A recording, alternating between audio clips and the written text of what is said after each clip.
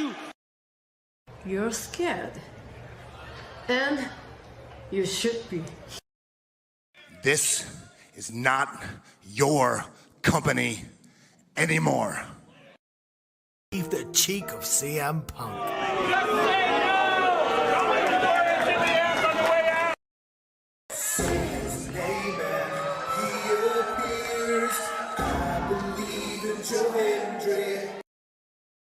Out! Combo move! This is what they've been doing! Hey, McAfee!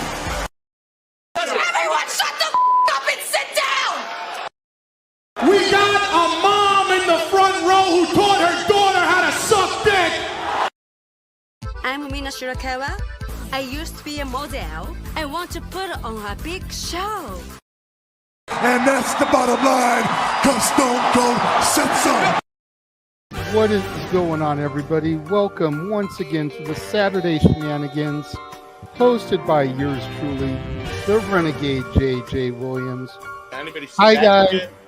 Hi guys. CM Punk drama bullshit to the side. I still consider Hangman the worst AEW champion they've had. First of all, we're going to bring in Walter Cruz. I said that as a joke when what's his name did his promo Monday. He said, "I'm from a prestige university." I said he majored in Steiner Man. We've got the He Man, James Hebert, in the house. I do really cool and dumb things on the internet. Right. A lot of shit going on here. A lot of fucking crazy ass shit.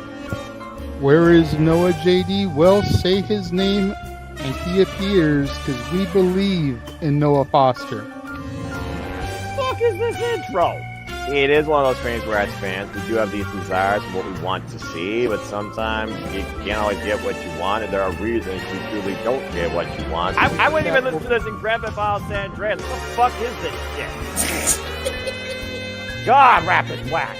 Like I said, never been a greater time to be a wrestling fan, and with more companies in a more lucrative spot, in a more comfortable business spot, in a sense of mind, it seems, than ever. Again, WWE is not the only one. It is not the end-all, be-all. So let's go back to the Renegade Wrestling JJ Williams to get the official word. JJ, speak! Make sure you tune in every week, because you never know who's going to drop in to join the shenanigans. Catboy is in the house. Hello, my internet family. I say if you want to make them as evil as possible, make them really mad. We have Mansfield joining the party now. What is going on, Josh? Like I told no one when we were in Cleveland, him joining Chase U was just an unfortunate side effect of my shenanigans towards you, JJ. I know how it can get better, Noah. The panel chooses you. Shut the fuck up, Josh. You said that so like. We got someone to throw back. Yeah, I was gonna say. Just like how you and I had lunch together the other week.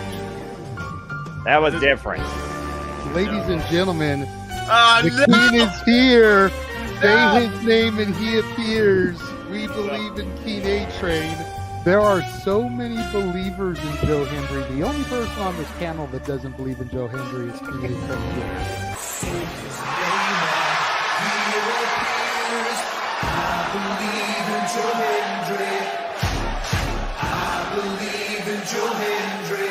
Tell the world why you do not believe in Joe Hendry. The reason I do not believe Joe Hendry is he is Fandango 2.0 in a entrance merchant. I rest my case, Your Honor. Hey! There's nothing wrong with being an entrance merchant. He has some of the best entrances of all time. Teleporting into the command center, all the way from Angel Grove High, Datilla. Oh, yeah. I went to the command center on Thursday. I went to Vasquez Rocks, which is where they filmed a lot of episodes. Somebody actually climbed to the very top of those rocks. I made it halfway. I was like, I'm not going up there. Definitely Toni Storm versus Mariah May. That's the one match I probably am looking forward to the most. I really like the story. I'm familiar with All About Eve, so if it plays out that way, I kind of know how this is gonna go. Say goodnight, Datilla. Good night. James, you did say his name, so he shall appear, ladies and gentlemen. first time on the Shenanigans. Jeff Meacham is in the motherfucking house. Ah! All right, we're coming in hard with the botch. All right, fucking hell. It's good to be back. It's good to have an opportunity to talk to the crowd on a Saturday. If you want to have yourself stomach through it, you can go back and watch when the Main Event Mafia took over Impact. That's what James is talking about.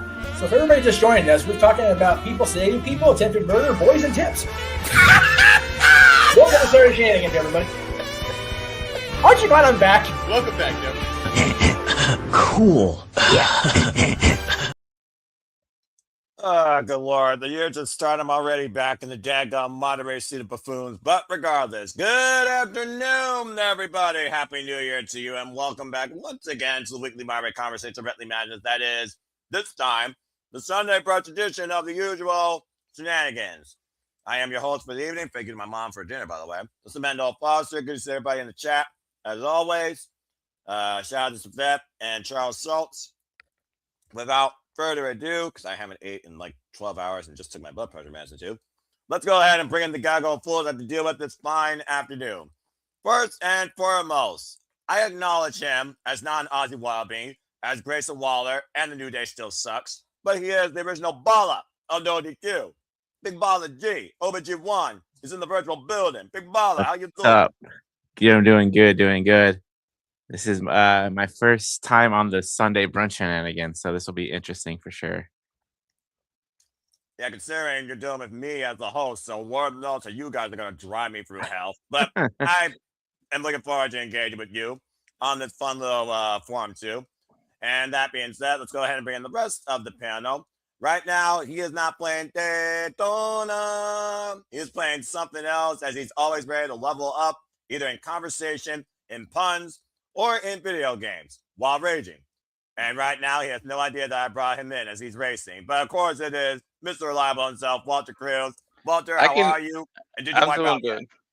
Okay. Yeah, I'm playing rock and roll racing, and these stupid ass oil spills are screwing me over. But you got to be old school to know what that is. This game was from 1993. As a fan of nostalgia, I approve. Speaking of nostalgia, it doesn't get more nostalgic than this man with movie reviews. I could probably name you a classic in black and white, not involving Thomas Tony Storm. Our own movie aficionado himself, Bat Seen on the Sky, Pride Anna West style, the Renegade of Wrestling, JJ Williams. And of course, I want to give a shout out again to JJ for all the incredible work he did with the inaugural Slip Studios Awards and what he continues to do here. JJ, how are you? I'm doing well. Got about a little less than an hour before I got to dip out of here and start making my way to work. It is what it is, but I'll be in the chat room once we part ways visually. All right. Well, always good to have you here. And as you always say, always good to be seen.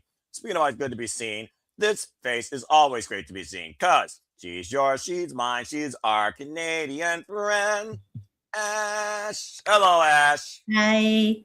How are you, my pal? You look at you possibly ever moved from Wrestle Kingdom finally. Yeah, I'm doing well. Surprisingly, I'm not that tired as I thought I would be, but you know. Well, it doesn't help that I'm on blood pressure stuff as well. Mhm. That induces drowsiness and brings out the evil in me. But I'm fine. Tranquilo. But good deal. And appreciate you again, Ben. If you didn't already, subscribe to Data Barrett for Wrestling. She did a phenomenal job on the call, as well as Walter did. And thank you to everybody that tuned in. All 230 of you by the end last I saw. As again, you make the project continue to persist and pursue in what was definitely an event of the year, saying the bar, and we're just 4 days in. So thank you. And last but not least, the other half of the Canadian Connection, always professional. Well, more professional than another man under 3 letters that usually is on these forums under a different brand. Of course, we are talking about what's on the menu today for him. Nick Ferrantes. Nick, how are you? Honey, it's not supposed to go in this hole. It's supposed to go in the other hole. Okay, God, so he's God damn it. He's Hey, boys. that square peg doesn't go in a round hole. Good to know. All right. When did you turn into Nick's wife that keeps talking during my shenanigans? That's about as intelligent of a comment I thought I was going to get, and we're only 9 minutes in, so already I'm surrounded by idiots. What else? No, sorry guys. I have to be professional. I am prim and proper. I need to get my tie. I got a lot of shit I gotta get. Right, professional, quote unquote. Where have I heard that shit before? All right, shout out to Polyman and Safet. Remember, I'm the host. Don't trigger me, effers. Again, good to see everybody in the chat. Well, again, without further ado, we're already 4 days into this wild new year. A lot's gone down the wrestling business. A lot of speculation to come with what is to happen this week. So I guess we'll go ahead and get right into it this fine afternoon. So you all saw the thumbnail. We've had a lot of unique changes. We, of course, saw Wrestle Kingdom 20 bid a career farewell in one of the greatest retirements I've ever seen. We also had title changes across AEW and WWE. So I figure we'll start simple with some round-robin discussion discussing what have you seen so far this week that has surprised you. Green Widow Nightingale, being Mercedes with name becoming a 2-time US champion, Julia winning the United States Championship again against Chelsea Green. And of course, for those that actually are fans of Senior Young Pro Wrestler, if you want to engage anything regarding Hiroshi Tanahashi's career in the retirement from Wrestle Kingdom 20. Because he's right now on a deadline, I'll start with JJ here to get his thoughts on one particular person, to say the least, if nobody else. JJ, this week's been kind of wild. Multiple title changes, multiple call-ups. We've seen a career end. We've seen somebody come back to WWE for the first time, not their previous identity, as Zack Ryder is dead. What's been your thoughts so far this first few days of the professional wrestling business? Go for it. Hell of a first few days, you know. I was wondering what we were going to have to talk about coming off of, you know, the New Year's Eve shenanigans and doing the awards and everything. I figured if anything, it would be Wrestle Kingdom talk, maybe a little about the GCW show, recap the winners of the awards. I was expecting a kind of dull show. But then I heard about everything that happened on SmackDown, and I'm like, oh, wow, okay, we're making moves. We're making moves. You know, whether they're the right move or the wrong move remains to be seen. You know, it's only a couple of days removed from it, but I'm excited for what's on the horizon. You know, that there's a CEO that is no longer champion over in one company. You know, a bit of wrath has reclaimed the power that she never should have fucking lost in the first place. So, of course, that made me happy. Then we've got Julia. I want to be happy about Julia being champion again. But considering the way they handled her last run, I'm not exactly optimistic. Cardona coming back. Awesome. Orton coming back. Well, not exactly sure where he was because I don't think he was injured.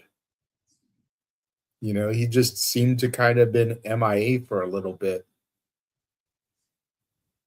Trick and Jordan getting called up, or so it seems. Long overdue for Jordan. You know, for most people's accounts, she never should have been in the silver and black brand once she was officially signed. But I still hold to my firm belief that she would have been up already had Naomi not gotten pregnant. You know, not to make it sound like Naomi getting pregnant's a bad thing. Do your thing, girl. I know it's something that she wanted, but I think that really derailed plans for Jordan. So we're going to have to see what happens going forth with her now. I like that Trick is on the blue brand, as is Mello, as is Lash. So that could become something down the road if it doesn't, you know, right off the bat, because I haven't seen SmackDown due to being at work, so I don't know if there was any interaction. But it would be nice to see them all come together, and especially if Kalani gets called up. Put her on the blue brand too. That way you've got Mello and Lonnie, Trick and Lash, Trick Mello, all together. I think that could be dangerous. Wrestle Kingdom, from everything that I heard watching your guys' coverage last night, sounds like it was a hell of a show. It sounds like Noah was very happy that the House of Torture was not successful in most of their matches. The answer is yes.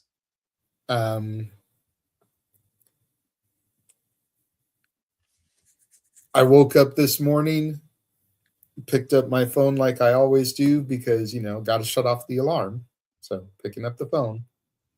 And then I started scrolling through stuff and seeing some of the clips from the ceremony for Tanahashi.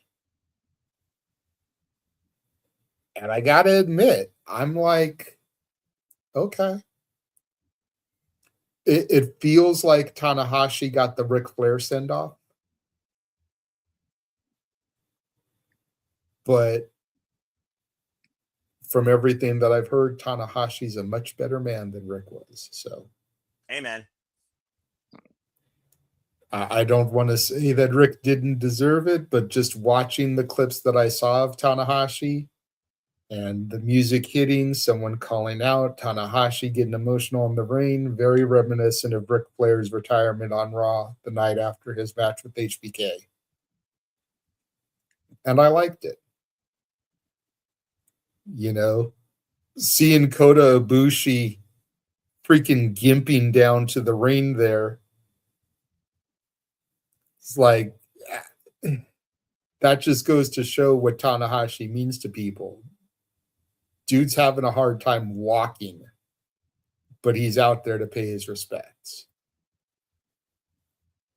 Shibata getting in the ring, taking his shirt off, the two locking up, starting to chop each other. Got to walk with the switchblade, if even for a moment.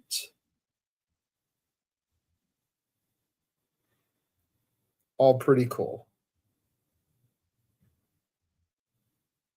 All right. Well summed up. Thank you for that. Well, hello, Big G. Again, you've been in and out on a lot of wrestling, but of course we know Monday Night Raw is coming up. Braun Breaker, CM Punk, they had their little final phase of Braun Breaker shaking though like a chihuahua. Of course, this past Friday was the first SmackDown to go to 3 hours. Lord help Aaron Riff going forward. Not dealing with that bleep. And of course, MJF now at the forefront of AEW with a list of already 7 names that says, keep your beep away from my Triple B. And of course, Shinya Pro Wrestling New Japan. I know you don't know not much about that, but even John Cena, the GOAT, honored the A. So what's been your outlook this first few days of professional wrestling? Damn it, the new calendar year from any company. Go for it. Well, I didn't watch New Year's Eve Smash live on New Year's Eve, obviously, for certain purposes. But I did go back and watch some of the clips. I saw the clip of Willow doing the Dr. Bomb on to Mercedes and finally defeating Mercedes, which I'm happy about. I'm giddy. So that's another reason why I'm going to tune in to AEW again, because Mercedes is no longer TBS champion. MJF is world champion again. So starting this Wednesday night, I'll start watching AEW again. SmackDown was interesting, going to 3 hours. I was wondering what they were going to do because we knew when they were 3 hours before, kind of the first 2 hours were like okay, but then like the third hour really dragged. So, we had Orton coming back. I believe he was down in Saudi Arabia for the longest time, getting ready to promote the Royal Rumble and whatnot. Yep. Saudi Rumble. Yeah, and he was probably taking time off too. He's up there in his 40s. His back isn't what it used to be, so he doesn't need to be in the ring all that often. Cardona coming back surprised me. I was like, we saw the graphic of Zack Ryder, and then it's changed and said always ready. I was like, interesting. So we definitely know we're not in a Vince McMahon WWE world anymore, because that would have never happened in Vince's world. So Cardona coming back was actually good. Him winning his match. But props to Kit Wilson, doing what he does. That entrance theme looked very 80s, very Britishy in a way, which works for him since he's from Great Britain. What else happened? Julia winning the title again. Not a big fan of. I did enjoy Julia down in NXT while she was down there, but something isn't clicking with me with her on SmackDown. Maybe she needs a character change or get rid of Kiana James. What else happened on SmackDown that was big? Trick Williams being on there, which was nice. You know, I think I like JJ's idea, but I think if anything, we're gonna run it back with Trick and Mello for the US title down the road. Once because I believe Trick is facing Sami Zayn next week in Berlin. So we got 3 stages of hell that were announced on SmackDown on 2. We got the regular match, Falls Count Anywhere match, and then if anything, the steel cage match. I hope Drew wins next week, because if not, just I don't know what they're gonna do with Drew anymore. But yeah, I mean, in the past couple of days, it hasn't been too bad of a wrestling show. You know, and I did see clips not clips, but like pictures and stills of Tanahashi's retirement with everybody coming out. So that was good. You know, like you said, I'm not the biggest New Japan Pro Wrestling fan, but I knew who was all out there who honored and respected Tanahashi, and I know who Tanahashi is in a way.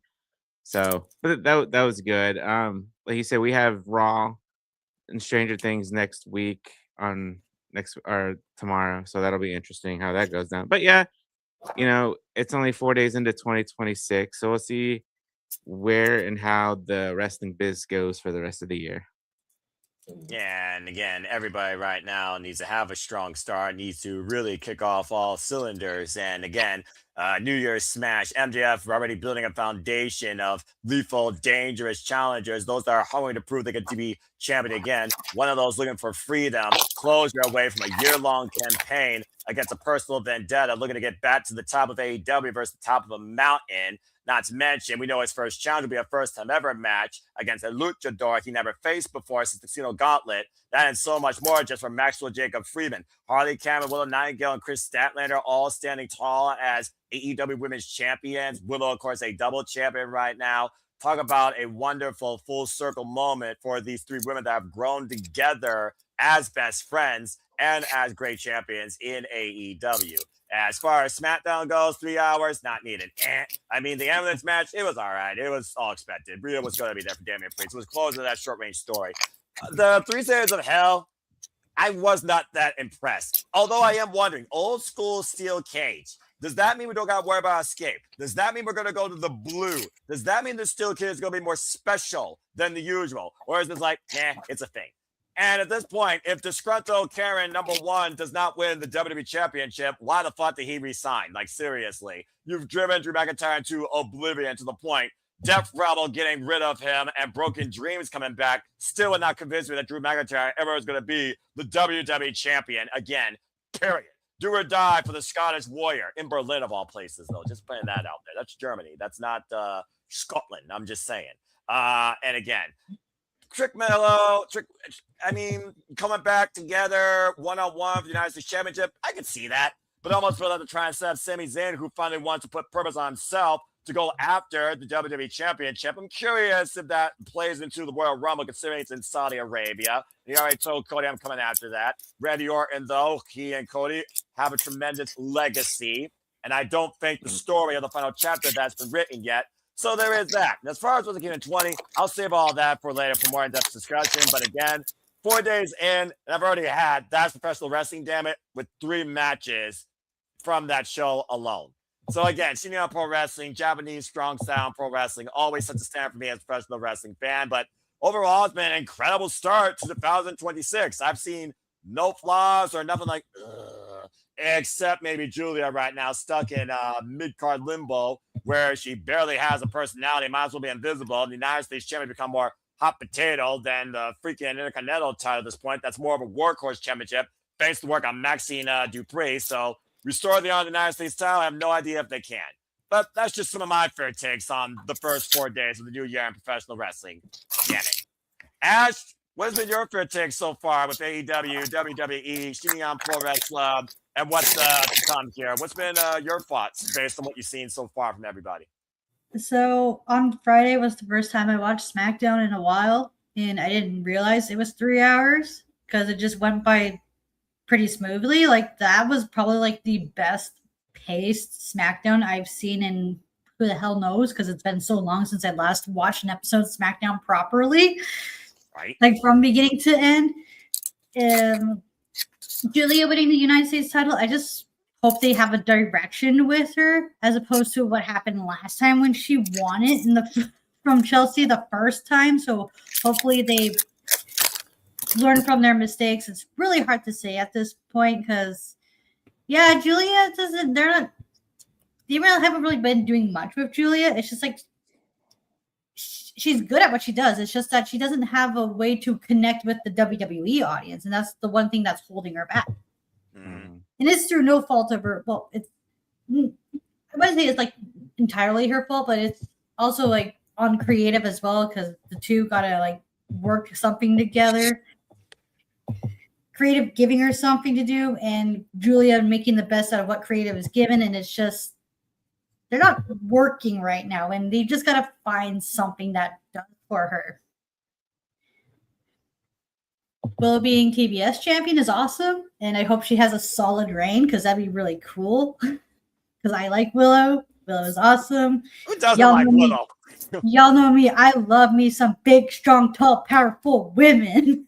That's why I love the meat division. That is the AEW women's division. Hello, Megan Bain. Continue. The upcoming shows for the first Raw and SmackDown of the new year. Well, I guess you can technically count this past episode SmackDown, but it seems like we have like a really stacked card, especially for the Blur Lynch show, and hopefully it delivers. Will we see Chris Jericho make his return tomorrow? That's to be determined. If he does show up, that is, it's really up in the air at this moment. If he does, cool. If not, then yeah. And last night's Wrestle Kingdom was so fun to watch. It was so good. I loved it. Because, of course I did. Even though some of the results didn't turn out the way I wanted to, I got no complaints about the show. Like, Tanahashi's send-off was just beautiful and done so perfectly. Let's be honest. It's because Zach won a damn title. That's why you're so not happy. true. How dare you? That is not the main reason why. Put in the batty little TMD campaign on the spot. Yeah, she did call it, though, as the opening match. All right. Well, fair enough. Well, thank you for that, Ash. Walter, of course, we called AEW on Dynamite. You jumped out of your chair legitimately when Willow Nightingale beat Mercedes in the TBS Championship, and all the callbacks to their first match, the way that a Willow beat Mercedes to earn the opportunity at World's End. You started a soap opera, Freshly Squeeze Orange Cassidy, and Thomas Toy Storm and Mina Shirakawa by name, you crazy buffoon. You The orange and the peel. Honestly, if that shows up on my TV, I quit watching AEW live because of this idiot. Freaking RJ City level booking right here. Hey, and that being said, of course, MJF and his promo being called up by Swerve, Joe, Kenny Omega, and of course, Hangman Page, Darby Allin, Simon Size, Bro Dito, of course, Bandito, his first challenger. 7 names already on the marquee to go after the Triple B. Triple B's back, by the way, folks. And, of course, the embrace with Chris Statler, Will Nightingale. Felt like a full circle moment. Harley Cameron, of course, in the middle. And, of course, we talked about before SmackDown and Raw. Raw, of course, trying to bring Stranger Things, hopefully the WWE and not just the fucking Netflix show. As, of course, we'll see a CM Punk and Outlast, the Unbelievable Badass Braun Breaker, and something else is happening on that show. I don't remember what else. And, of course, SmackDown now 3 hours. Already trying to stack the roster because you need that extra hour worth of talent and content. Jordan Grace, Trick Williams, freaking the Randy Orton's back. Kip Wilson apparently has a new identity. Johnny Gargano is back to being the Rebel Heart heel dark forms of his way from my NXT, well, towards the depth of it. And at this point, we don't know what the future holds for one half of the DIY. That's another conversation. What's been your outlook this week on all things wrestling, AEW, WWE, or NJFPW? Some of your quick highlights. Go ahead. Well, first of all, the soap opera works because you put the three together, right? You have Orange and the Peel, and her husband's name is Juice. The shit writes itself, okay? It's okay, Noah. I don't like this. I love them as a couple. I want to see more of Orange and Tony Storm because they're my two favorite AEW wrestlers together. Okay, we need to stop the mixed warfare here because I feel like this is going to turn really weird really quick. The 2026 About as weird as a Blue Thunder Bomb actually winning a match. Shut the fuck up, Jedi! No. Yeah. Correction. A Blue Thunder Bomb winning a match when it's not done by Takeshita. Continue, Walter. A Blue Thunder Bomb winning a championship in a match. The only person who wins with the Blue Thunder Bomb. Consistently. Dude, Tell me when I'm telling lies, Noah. Takesha did an Avalanche Blue Thunder Bomb and couldn't pull it off. But right? And lost the title. But anyway, 2026 is starting off good. The One Sport Reference Seattle clinched their #1 spot throughout the whole playoffs. They get a bye the first week. Sorry, Big G. Oh damn! It's all right. I got a big night tonight, so good luck to you. Hashtag non-sports. Continue. In terms of SmackDown, with Julia winning the title, you appreciate this reference, Noah. But like a backslider, I have lost all faith in that entire division and how they do it. The championship has been around less than a year, and there's already 2 repeat champions. Like, let that sink in. Like, you have a whole entire division where people win the title and get elevated, and you already had 2 people that repeated winning that championship. So hopefully they do something with Julia. I'm still waiting on the Japanese mafia group. You just put all the Japanese females and let them kill everyone. That's ironically enough what Donna Del Mundo was at one point in Stardom, led by, that's right, Julia! Continue. I know she's Japanese and Italian, but it'll fit still. Yeah. Drew needs this title. Like, I don't get the 3 stages of hell with the first one just being a regular single match. That's not hell. That's a regular match. That's every week. That's not the 3 stages of hell. All 3 stages should be some kind of crucial win kind of match that literally you're in hell for the 3 matches, but that's neither here nor there. AEW, yeah, I jumped out of my seat when Willow won that title. The downfall of Mercedes needs to be studied. Like, I can't wait. Soon she's gonna be zero twat waffle, and I can't wait. Get her off the TV for a little while. All right, go back to the GTA strip club and do your dance over there with no titles. But New Japan, of course, was awesome last night. The celebration alone, the thing is, that is now the standard of sending people off, and the industry is gonna have a hell of a time following that. That was literally, I think the send-off was longer than the freaking match. Like, I swear the dude was on a scissor lift, and literally, if you guys know how big the Tokyo Dome is, this dude literally circled the entire Tokyo Dome on a scissor lift. Like, the stuff was ridiculous, and everybody coming out there, it was just, it was so awesome. The IGWP titles are in New Japan. There's no outsiders winning, so you see being able to do that, awesome. Takesha's having a bad couple of months after the year he had in 2025, but last year New Japan did it again. We called all the New Japan stuff back to back in January, and I feel like I said it off stage, or backstage, it sets the precedent for the rest of the year. So this is going to be awesome. The Netflix tomorrow, we'll see. With that little tease, we'll see if Jericho is going to come back, because Adam Pearce said breaking down the walls. That could be reference him. We'll see. It is close to the Royal Rumble where people start make turns and get seen. And because JJ said it backstage, because the Royal Rumbles in Saudi Arabia, you have to do it this way because too many things will get spoiled. Because obviously, what the hell are you doing on a flight way halfway across the world if you're not part of the Royal Rumble? The call ups with Trick, the call up seemingly with Jordan Grace, I feel like that's going to work up. SmackDown is really, really stepping it up, and they kind of have to. Like, hopefully, if they can keep the streak going, it will justify the third hour. Because, like Ash said, the 3 hours kind of flew by. I didn't even realize it was 3 hours at one point. I looked at the time on my computer, and I was like, "Oh shit, they're still going. It's past 10 o'clock here." So it was awesome. But yeah, the whole industry starting 2026 right now. Will they keep it going? That's the question. Will everybody step it up? Everybody at once. That is the $1 million question. Is that your final answer? All right. Well, fair enough, Walter. Yeah. And again, like I said, WWE, AEW, New Japan Pro Wrestling, hell, Stardom, even for that matter, with that representation with Saya Kamatani. An incredible start across the board for us in business. Knowing this week we got Raw, represented by Stranger Things. We got, of course, NXT New Year's Evil, where Kendall Gray looks to upset Jessie Jane for the NXT Women's Championship, and the Glamour. Blake Monroe will challenge your girl for the NXT North American Championship Women's in a rematch. Oh, look, cat shot. And is that Joker? Harley. Harley. I don't know cats. All right. That being said. Big G's got a pussy between his legs. Literally. Which, Walter, are you down to do New Year's Evil on Thursday? New Year's Eve? Yeah, sure. Since we can't do it live because of the CW app, you down to do it on Thursday?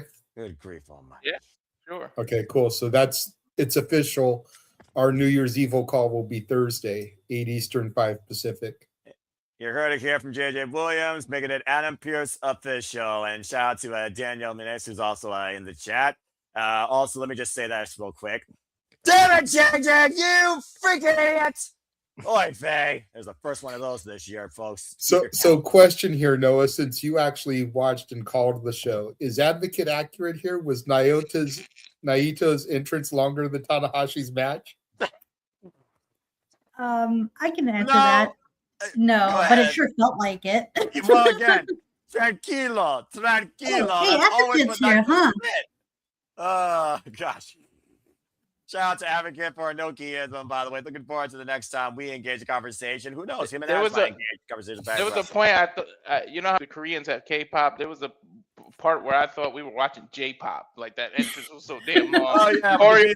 The guy in the opening Rambo match. Oh, my gosh. Yeah, my God. Backstreet Boy choreograph, NSYNC, like, sheesh. That's what they do in DDT Pro. They're over the top. I lost my train of thought. The answer is no, because that last match that Tanahashi had was over 30 minutes. We'll talk more about that in our Wrestle Kingdom recap. But yeah, going back to right now what we're looking at here, the business itself, just looking at WWE. So we got Monday Night Raw, CM Punk, Braun Breaker, Maxie Dupree, Becky Lynch, Usos Tag Team Champions, Gunther, Ultimate heel supposed to be. I guess going to take on AJ Styles for the first time ever, sooner rather than later. And Adam Pearce has interest in having Jordan Grace, I think, and somebody else. Who does Adam Pearce have interest in having, actually? I don't know. He tried to outbid to get Trick Willie, but it didn't work. Oh, okay. So Nick has officially signed him to SmackDown. Yeah.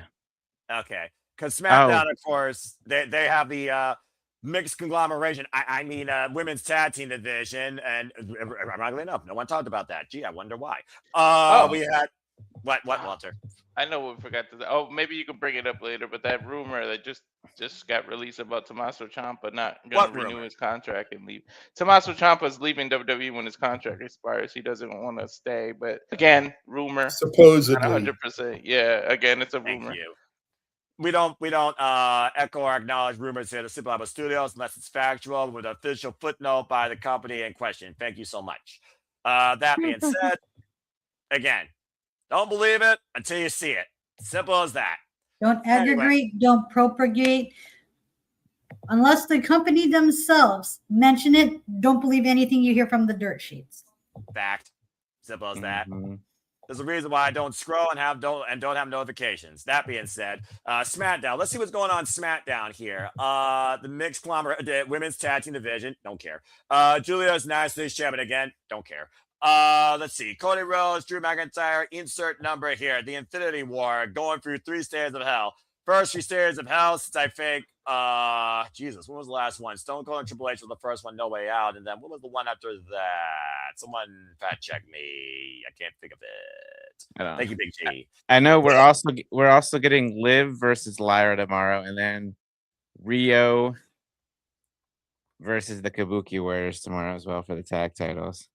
Okay, well, Bailey already beat Roxanne, so I imagine if Lyra beats Liv, that probably puts them in line for the women's tag titles that are held by the Kabuki Warriors. Yes, the most forgettable team. Thank you. That being said, of course, the men's tag champions on SmackDown in a war with the MFTs. Interesting though, seeing Tama Tonga, she's more talking Japanese. What you got? So you said that you mentioned the first one, Triple H versus Stone Cold. Yeah. Then Triple H versus Shawn Michaels. That's what it was. Orton versus Triple H from 2009. Cena versus Ryback, 2013. And then the last one was our NXT Noah Gargano versus Adam Cole. Technically, it wasn't back 3 in stairs of hell. 2019. It wasn't 3 days of hell. It was 2 out of 3 falls that ended in a real hell. But nonetheless, I didn't consider that based on gimmick name, but I'll allow it. And again, my NXT. Speaking of NXT, as we talked about, Kendall Gray is going after the NXT Women's Championship against Jesse James. We got, of course, the ruler, Oba Femi defending against the champion, Leon Slater, and Blake Monroe will challenge Fia Hill. This guy might say hell no for NXT Women's North American Championship. And AEW this week lights out tag team match. Swerve and Heyman taking on the Op, Powerhouse Hobbs and Hook, as MJF prepares to take on Bandito, of course, for the AEW Men's World Championship. And we also have John Moxley go one-on-one with Shelton Benjamin for the first time ever in a Continental Championship Eliminator. I like how right now John Moxley is looking at the Continental Championship for what it actually is so far, holding it to a higher degree. And we'll see what else happens outside the E and outside AEW. TNA, of course, prepared for their AMC premiere. We now know that Zan will defend the TNA World Championship against Mike Santana. It will also be Leon Slater and Myron Reed running it back. One of the only great X Division Championship matches last year that wasn't screwed up by freaking NXT. Fuck Dark State. And I think that's all that's going on right now on the TNA premiere that we will be calling at this point. And I think that about sums up everything right now as we wonder, can 3 hours of SmackDown hold up with the additions of Jordan Grace, Trick Williams, the return of Randy Orton? And should it be led by the captain or should it be led by Drew McIntyre? I guess that all remains in question. Now, did I miss anything or did I cover everything at this point? You got everything. Orton teased and told Cody, I'm coming after the title regardless of who wins. So we might get that teased toward coming to WrestleMania season. Orton told Cody to his face, I'm coming after that. So Orton versus Sammy? We'll see, because I'm thinking Sammy's winning the Rumble or the Chamber or something. It just seems too much like a red herring right now to even talk about Royal Rumble winners, despite the facts in Saudi Arabia and everyone right now are placing their bets on Sami Zayn because of cultural connection. Let's just call it what it is. If this was not in Saudi Arabia, would we really be considering Sami Zayn a winner of the Royal Rumble? Be honest with me. No. But they've been teasing it too. He keeps coming out talking about never winning a title. And now he says he's doing it for his son. That's a hell of a motivation. Like he's gonna be a champion some way or another. One of those titles is done to him, whether it's WrestleMania or after. Or JJ had an idea of you could do the Cody thing and have him lose and then win at the WrestleMania in Saudi in front of them. There's a lot you can do, but I'm telling you, there's a reason they keep having him talk about never winning the title. I don't think, and someone can fact check me, but I don't think that Sammy has yet to lose a match in Saudi Arabia. You might be right. I think you're correct, actually. Tag titles were defended successfully. He beat somebody on the kickoff, JD McDonough, bobblehead. And Carrying the last time. It's not bobblehead, it's JD McFunko Pop. Oh, bloody hell. I think, yeah, those are the only two I could think of, honestly, as far as Crown Jewel goes. Because, of course, he couldn't go for a while with the restrictions, of course, based on his, Again, you're right, Advocate. But, again, there was a struggle at first where it was hard for Sammy to go over because he's Syrian. I guess all that got cleared up, though, at some point, though. I have no idea how and by who. But yeah, and then let's see. John To answer Advocate here, I believe he is Syrian, but I believe he's from the same region, even though it's a different country. Yeah. With similar religious beliefs. Right. All right, so let's just go ahead and talk about Monday Night Raw a little bit since that is ahead. The marquee match clearly is CM Punk versus Braun Breaker. We expedited Braun Breaker's time. It's Braun Breaker's time now to CM Punk continue forward as the champion, considering the next stop after Saudi Rumble is the Elimination Chamber in Chicago. Does anyone want to put a quick prediction out there regarding that? So are you suggesting that Punk might lose the title and he becomes number one contender in the Elimination Chamber? How many times they teach CM Punk versus Cody Rhodes and Roman Reigns is nowhere to be found? Fair point. Just for shits and giggles, I am going to say Braun is going to win tomorrow night. That would be a stranger thing. I'm going to say because you have somebody made Paul the Heyman comment in the earlier, and I Vision. kind of agree with it. I don't think both world championships are going to change hands in the same week.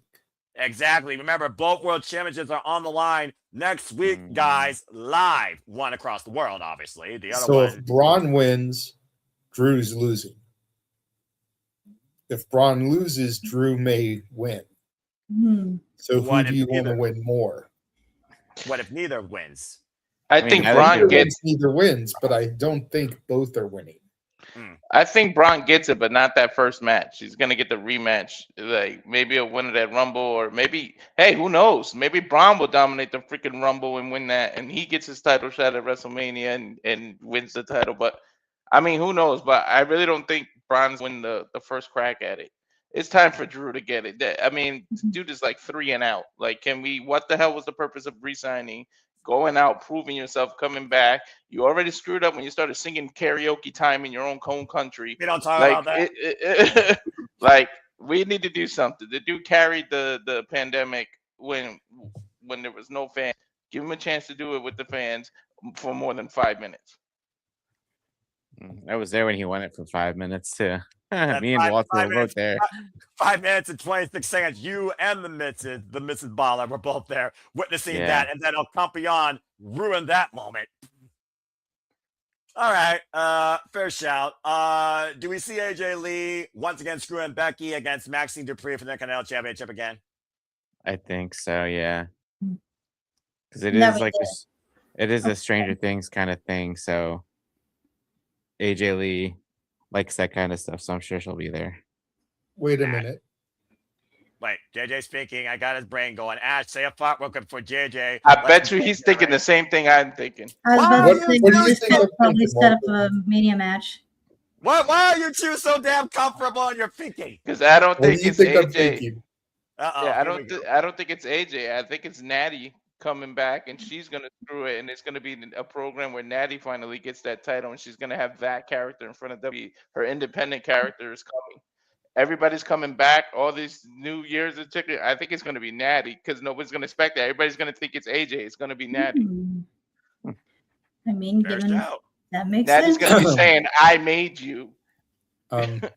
Get out of my fucking head, Walter. I knew it. Wow. Because the whole thing Unbelievable. about Stranger Things is the upside down. I was about to make that same joke, saying Stranger Yeah. Things have happened in the Upside Down. Yes. You know, so you turn Natalia upside down and let her bring Natty out on stage. Okay.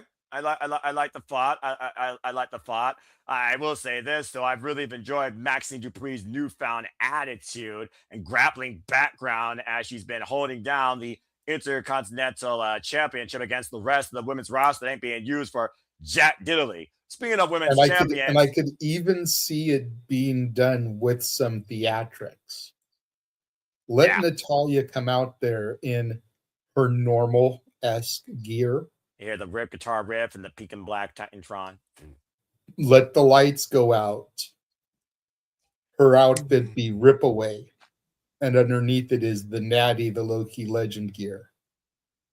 So when the lights come back on, black and she's white. transformed right there in front of everybody. Black and white, legitimate badass. We get a badass women's championship match for the first time in a long time in WWE. I'm for it. Speaking of which, And then that can be a marquee match at Mania. Ooh, I like that. Yes. Well, you got again. Mania's in April here. Let's keep in mind we I have know. one more stop before Hey, Mania.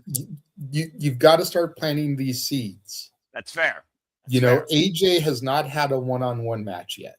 No. Everyone is speculating we're going to get AJ and Becky at Mania. So, but AJ's not on every week, so you've got to have that slow burn. Fair point. If we're going to do something with Natty, who hasn't been on TV every week, you know, got to get that slow burn going. Walter's upside down. How ironic. Also, to add to that, Becky and AJ Lee doesn't have to be for the title as well. No. They got like a bunch of like story beats that don't involve the IC title that they can play off of going into WrestleMania as like a special singles match. Yeah. And I think that would be better. Agree. Because neither woman needs that championship. Both women should be in the world title pick. Yeah, and I was about to ask about that because there's one champion we haven't talked about besides Slow Mo. I like that they've got Becky a bit of a, but he's be wrong, but I hear him. Yeah, and let's be honest here: the world champions of SmackDown and Raw need fresh competition, especially after Stephanie overcame Nikki Bella and Raquel. So, what the hell's next for her? I got to dip out, guys. Got to get my shoes on, head to the bus. I'll be in. No worries, brother. We got you, man. Again, folks, subscribe today. Casting Studios, Mega Wrestling, JJ Williams, and then the what for?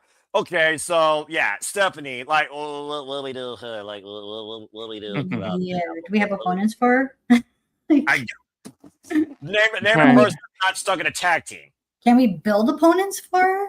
Well, everybody who could be an opponent, like you said, are in a tag team. Maria is in a tag team. Io, Yeah. Bailey, Lyra. Like I feel like Roxanne, Liv. I feel like ever since AEW got their women's tag team to get division together, WWE's got to like, all right, let's put all our main stars into the tag team division, and let's not worry about our world titles right now. Right. So and then on SmackDown, you know, you had the potential of Jordan Grace and Jade Cargill. You know, you were supposed to have Meechin versus Jade yesterday, but I guess Meechin got hurt in a live event. Jeez. So, you know, and then you got B-Fab, who is like, what the hell is she still doing there? She's the only one out of the, oh my God, what was that group with Swerve? Hit Row. Oh, Hit Row. Thank you. Yeah, she's the only one from Hit Row that's still alive in WWE. Just think about that one, guys. Yeah, and you got Charlotte and Lex in a tag team. You got Nia and Lash in a tag team. So like, with WrestleMania coming up, there is the possibility Charlotte could turn heel on Alexa or vice versa. But like I feel like they've been, which is a good thing. Don't get me wrong that they're focusing on the women's tag team division, but like, who do you have left for your two main titles? Yeah, that's kind of sad about WWE's booking when it comes with the women's division, where it's like one part of the division can't flourish without the other one being like, you know, I had the word, but I can't remember what the word is now. Floundering. That's it. Thank you. Yes. Yeah, and who knows where Tiffany's at? About to say, ever since Tiffany got injured, quote unquote, and Jade took advantage of it, acting like a bitch, but still was slow-mo in the ring. She holds the gold, but what has she done with it? Jack diddly shit. Yep. Yep. You almost hope that Jordan Grace being on SmackDown, Nick Aldis wants Jordan Grace on SmackDown. Maybe this could be Jordan Grace's breakout moments. Yeah. And then what do you do with Jordan? It's a never-ending cycle. Like, okay, so hypothetically, Jordan signs to SmackDown. She beats Jade. Then what? It's like we're in this cycle, in this cycle, in this cycle. So I don't know. Big G, do I need to remind you how many times they did Nia Jax versus Tiffany Stratton? Yeah, you're right. All they need is one damn person. At least there's one person potentially on SmackDown. There's nobody on Monday Night Raw. Nobody. Yeah. Anyway, that's just, a different sub-tangent. As far as Julia goes, drop Kiana James on her damn head with the Northern Lights bomb and bring back the beautiful madness that you were in Stardom, for freaking sake. Mafioso, Japanese Mafia be damned. Julia needs a fresh identity. Julia and Jordan Grace was the only time those two fucking mattered in NXT. Yeah. Seriously. Charles points, though, what about promos?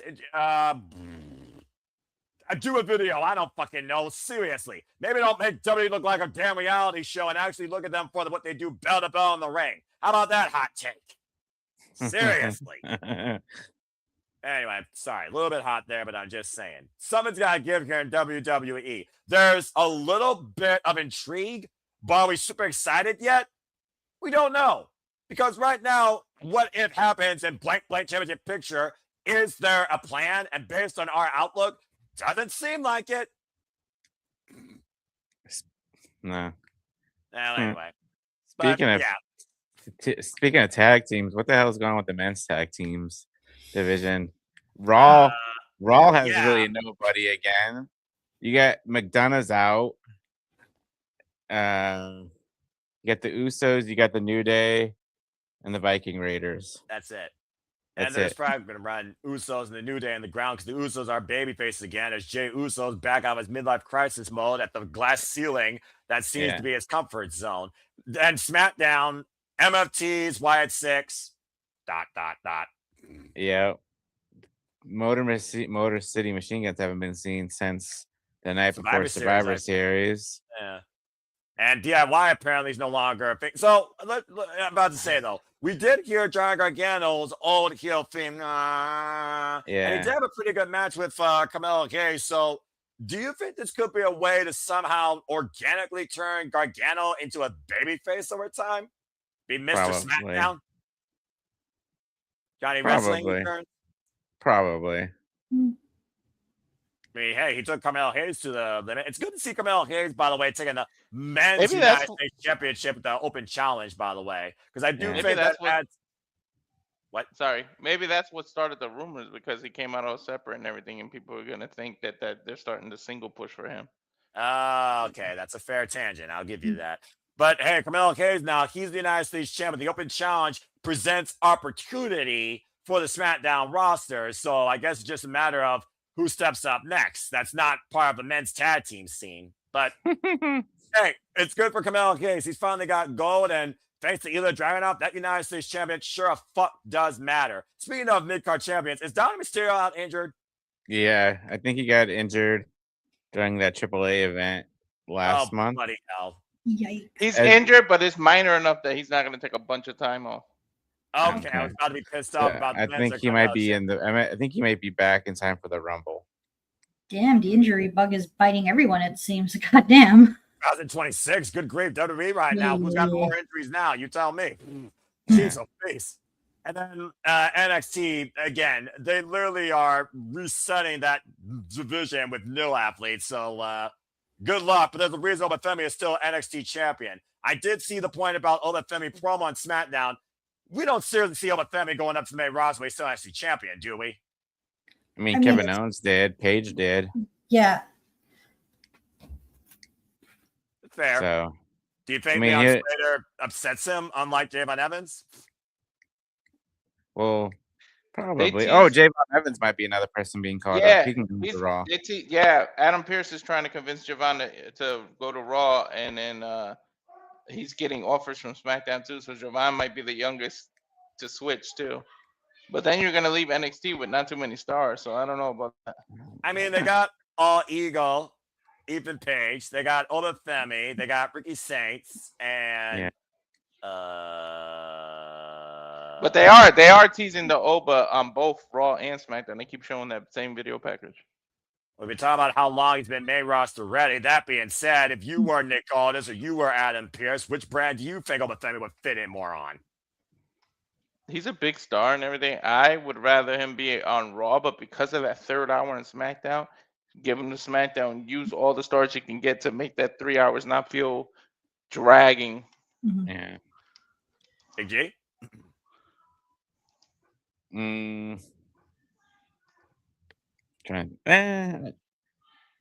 would go with Walter. I would say SmackDown too, because you need as many people as possible on SmackDown right now. About to say 3 hours of TV content. They have a hard enough time booking freaking 4.5 TV hours, lest we forget, across Raw and SmackDown and NXT for that matter, 6.5. Excuse me, but They should use them to get more eyes on NXT. Let them be on SmackDown as NXT champion, but still have to go down to defend those titles and be on NXT's PLE and be the first one that kind of forces you to watch both shows. I need to tune in to NXT for Oba because they're doing such a great job with his character on SmackDown. Use to get eyes on NXT. And that would be a good way to establish NXT as not just developmental, but also the third brand as well. That's also must see as Raw and SmackDown. Make it feel more important. Because that's the thing with NXT. It's like they have a hard time of making it both developmental and a must-see third brand on equal to Raw and SmackDown. These fucking jumps. Oh, well, sorry. But to be fair, even in our NXT, it stood out on its own, but it was always still classified as developmental. You look at what the Black and Chrome has been as of late. It's developmental, but it's trying to farm in TNA talent. For all we know, we're just a few months away from saying Moose is NXT. Hell, they signed Joe Hendry. Being another, or TNA being another brand, where they're going to interact. I already hear people say TNA is nothing but a feeder system for the developmental. So, I mean, are they wrong? I have to say I get where they're coming from. I get their point. I'm not arguing against it. I'm just saying what I've been hearing. That's all. You kept saying it last about New Japan and AEW being one-sided. It's very one-sided with NXT and TNA. Can we get some TNA superstars winning NXT titles now, please? Yeah, I've said my piece on both. It's just, it's... The Hardys did win the NXT titles, Walter. And then they immediately dropped them back to Retribution 3.0, TimuWish.com rejects. What does that tell you? Yeah, but they made their bread and butter in WWE. I'm talking about someone that's completely TNA. Okay, that's fair because Lord knows TNA needs the roster support for the AMC era if they're gonna survive. Just saying. I mean, eventually, maybe when Leon, which I hope don't happen soon, loses that title, make Javon and Leon the tag team champions of NXT. Then you got one TNA star, one NXT star, and put them. They'll be defending the titles on NXT, TNA, Raw, SmackDown. Expose it all. And just make all the brands work together. Brand split LOL at the finest form. And of course, for those that are wondering, Ethan Page is still NXT North American champion after defending it against Moose, I believe, last week on it was Moose NXT. So we're talking about Oba Femi and SmackDown. So people are already lobbying for Oba vs. Drew. Is it too late for Drew McIntyre if he actually wins this week? We're talking about if he loses, he's done. Is it too late if he actually wins this week? Sorry, man, as personal as he gets. Here's the question. If he does win and they run him back against Cody, who else do they have for Drew? Orton, Randy Orton come back. have somebody of the young guys step up. Trick is going to be a big star automatically. He can start getting title shots. You can, because I mean, look at the years he had. Carmelo can try to step up and be double champ. I mean, you don't have him win, but there's people you can find. Drew never fought Carmelo. Use some call ups that you're doing and start giving us new matches that we've never seen before. Either Dragunov. Yeah, Ilya after what he just did with the U.S. title, hell yeah. About to say, I feel like I took it from Big G because again, that guy was our NXT. And Although I still want to see Ilya and Gunther like at Mania or on the main roster. You give me that match that they fucking did at the UK, I will freaking geek out. Yeah, because Gunther only lost to 3 people: Jey Uso, Sammy, and Ilya. Very fair point. Of course, Gunther right now, he's in a feud where he's going to face the phenomenal AJ Styles one-on-one at some point. Do we think that's going to be really pushed out? What? I forgot he lost to Cody in that tournament. About to say, King and Queen of the Ring, I believe, or Crown Jewel. I can't remember which one. It was Crown Jewel. But also, they're thinking about Gunther and the direction for 2026. Do you think it should legitimately just be the guy that says, I made John Cena tap out like a little bitch and not go after a championship again? Or do you think he should go after a championship again? Give him a break from a championship. I was about to say, does Gunther really need a title right now? No, not my He tapped out John Cena. 88% of his career he's had a title around his waist or something like that. It's some ridiculous number. Right.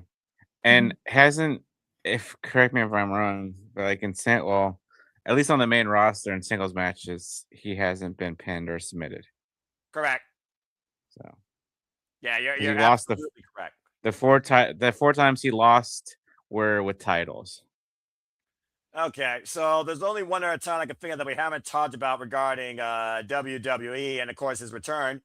Not Zack Ryder. Matt Cardona. What can we expect from Matt Cardona, who's taken a similar journey to Cody Rhodes when it came to finding himself, proving his value, and finally returning back home when it seemed like that the Fed found his work? What do we see next for Matt Cardona at this point? I don't know. I would like to see him have a proper United States title run. That'd be nice. Yeah. Or him and his wife need to be together, like on TV. Like the chemistry, the funny she is, and the way he's crazy. They need to put that on TV. They need to make them both United States champions. All right, first off, let's not go crazy. Secondly, Matt Cardona is not as unhinged as Chelsea Green has been, capturing every moment possible for our entertainment in WWE. I think Matt Cardona wants to be taken seriously. What is the problem if Matt Cardona tries to get eyes on Cody Rhodes WWE Championship? Hey, that's a good one. Or he can go down to NXT and be jealous of Ethan and go get that title because Ethan's been kind of close to Chelsea. So let's be honest here. Ethan Page is a guy that should be pushed to the main roster. Yeah. Just saying. All right. He's still North American champion, yes? He is. Okay, cool. I mean, eventually I can see them getting called up, but then I don't want them. What's the word? Overloading the rosters, because then you're gonna have people lost in the shuffle again, and then we're gonna hear the bitching and complaining again. Oh, there's too many people on the roster. You don't want them to they should have stayed in NXT. Huh? What'd you say, Walter? You don't want them to deplete the NXT roster. That too. Not that much left. Oh yeah. Well, don't they have Evolve so they can take the people from Evolve to NXT? Do you think those people involved are actually ready? No. Okay, then. Kendall Gray is the only one that could be a diamond in the rough. But if she puts like Chad Gable, I have no trust in freaking WWE. Ooh, and Chad Gable might be coming back too. Ooh, yeah. Oh my God, Chad Gable versus El Grande Americano. Oh God. AKA Ludwig Kaiser. Look, if it means I get Chad Gable, actual Chad Gable, then maybe I'll buy into that. Because Chad Gable should have been Intercontinental champion a long damn time ago. Yeah. All right. Well, I think we've covered the spectrum of WWE at this point, unless we missed any name or any brand or anything coming up. So let's go ahead and look towards AEW, since there's a newfound invested of interest by even people that may have stood away for a while. We talked about MJF's hit list of challengers so far. So, Big G, after Bandito, Who do you think should be the next target to go after MJF based on what you heard or seen from AEW or a name that you haven't heard yet? Oh man. Trying to think. It was going to be Nick because I know he's only an AEW guy, but okay. I would say maybe Kenny Omega. I could see the next potential after Bandito. That's 'Cause soon? Oh yeah. Oh. What's the next pay-per-view coming up for AEW? Revolution in March. Revolution. When's And Grand Slam Australia? Oh, that's in February. Okay. And Osprey is still out, correct? He is. Okay. Who were the 7 again besides Omega? I forget. It's been a hell of a week. Let's see. Kenny Omega, Samoa Joe, Swerve Strickland, Heyman and Page, Bandito, Darby Allin, and I believe that's it. If I missed somebody or someone else teased, someone can let me know. Okay, so if it's Revolution, it's either gonna be Swerve, Hangman, or Darby. Hold that thought. Bring my round PPL for the North American Championship. Bring the woman from Outback. Destroy her glamour. I'm sorry. Please continue. All right, so with the names you just mentioned, and with Revolution being the next pay-per-view, just to throw him off the list, I'm gonna say Darby Allin, just to get him out. Like, I don't know, something. I mean, I haven't watched AEW in a while, but even before then, something with Darby just never clicked with me as like the main guy. I always saw him as the mid-card guy. So I would say just have him and MJF go at Revolution. That way MJF can just like, all right, Darby, you're off the list. Let me get somebody bigger and better. So we do Chris Jericho's list gimmick with challengers. You're off the list. Yeah, I really hope not.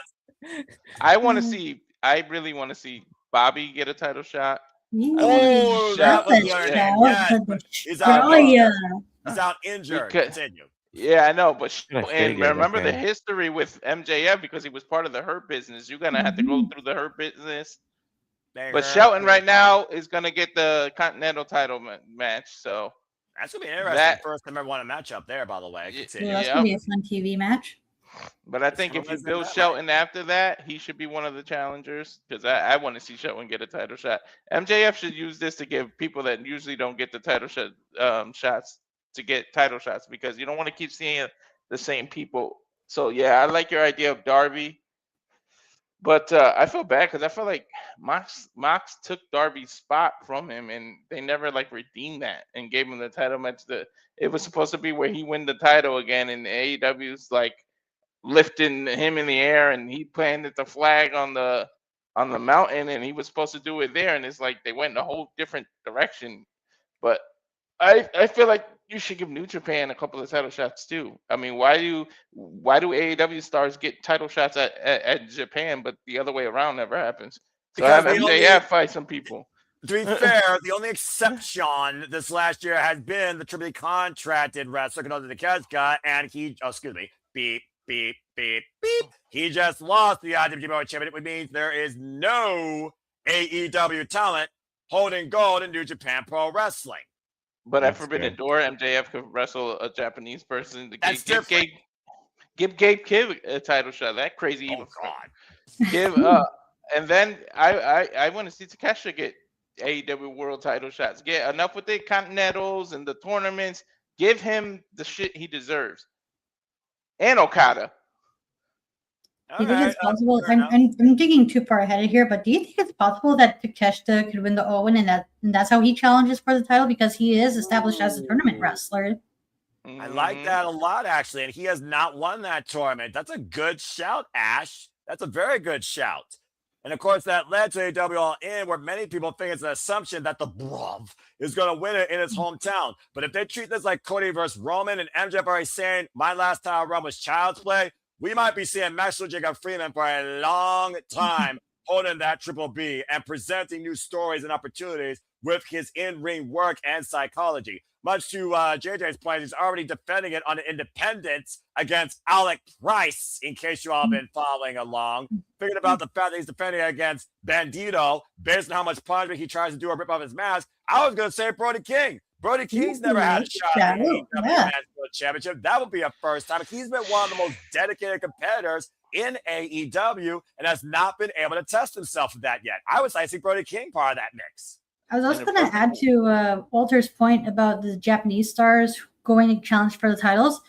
It all boils down to who is available. Given like how hectic the New Japan schedule can be, especially going for those world tours in the tag matches going into their major shows.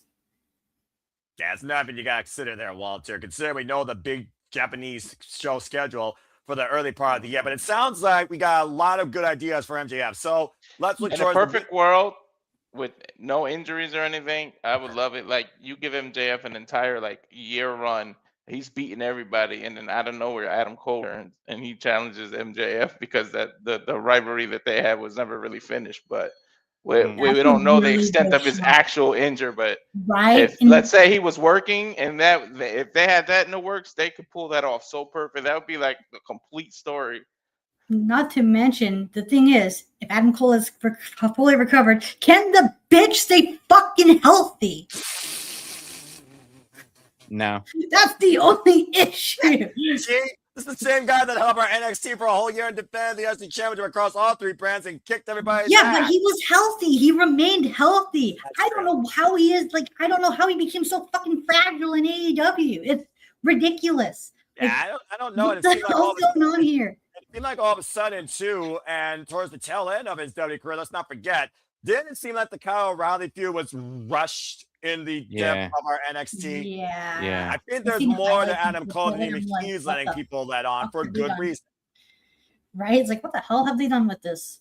Well, maybe he doesn't need to just, I mean, if he knows he's, well, who knows what's even going on with him right now, but And you know, again, we talk about other names than that. I know he said he wanted people to see him more in 2026, but like, dude, if you can't stay healthy and you know you're injury prone, call it a career. Well, you have your gaming thing with Evil Uno, just do that.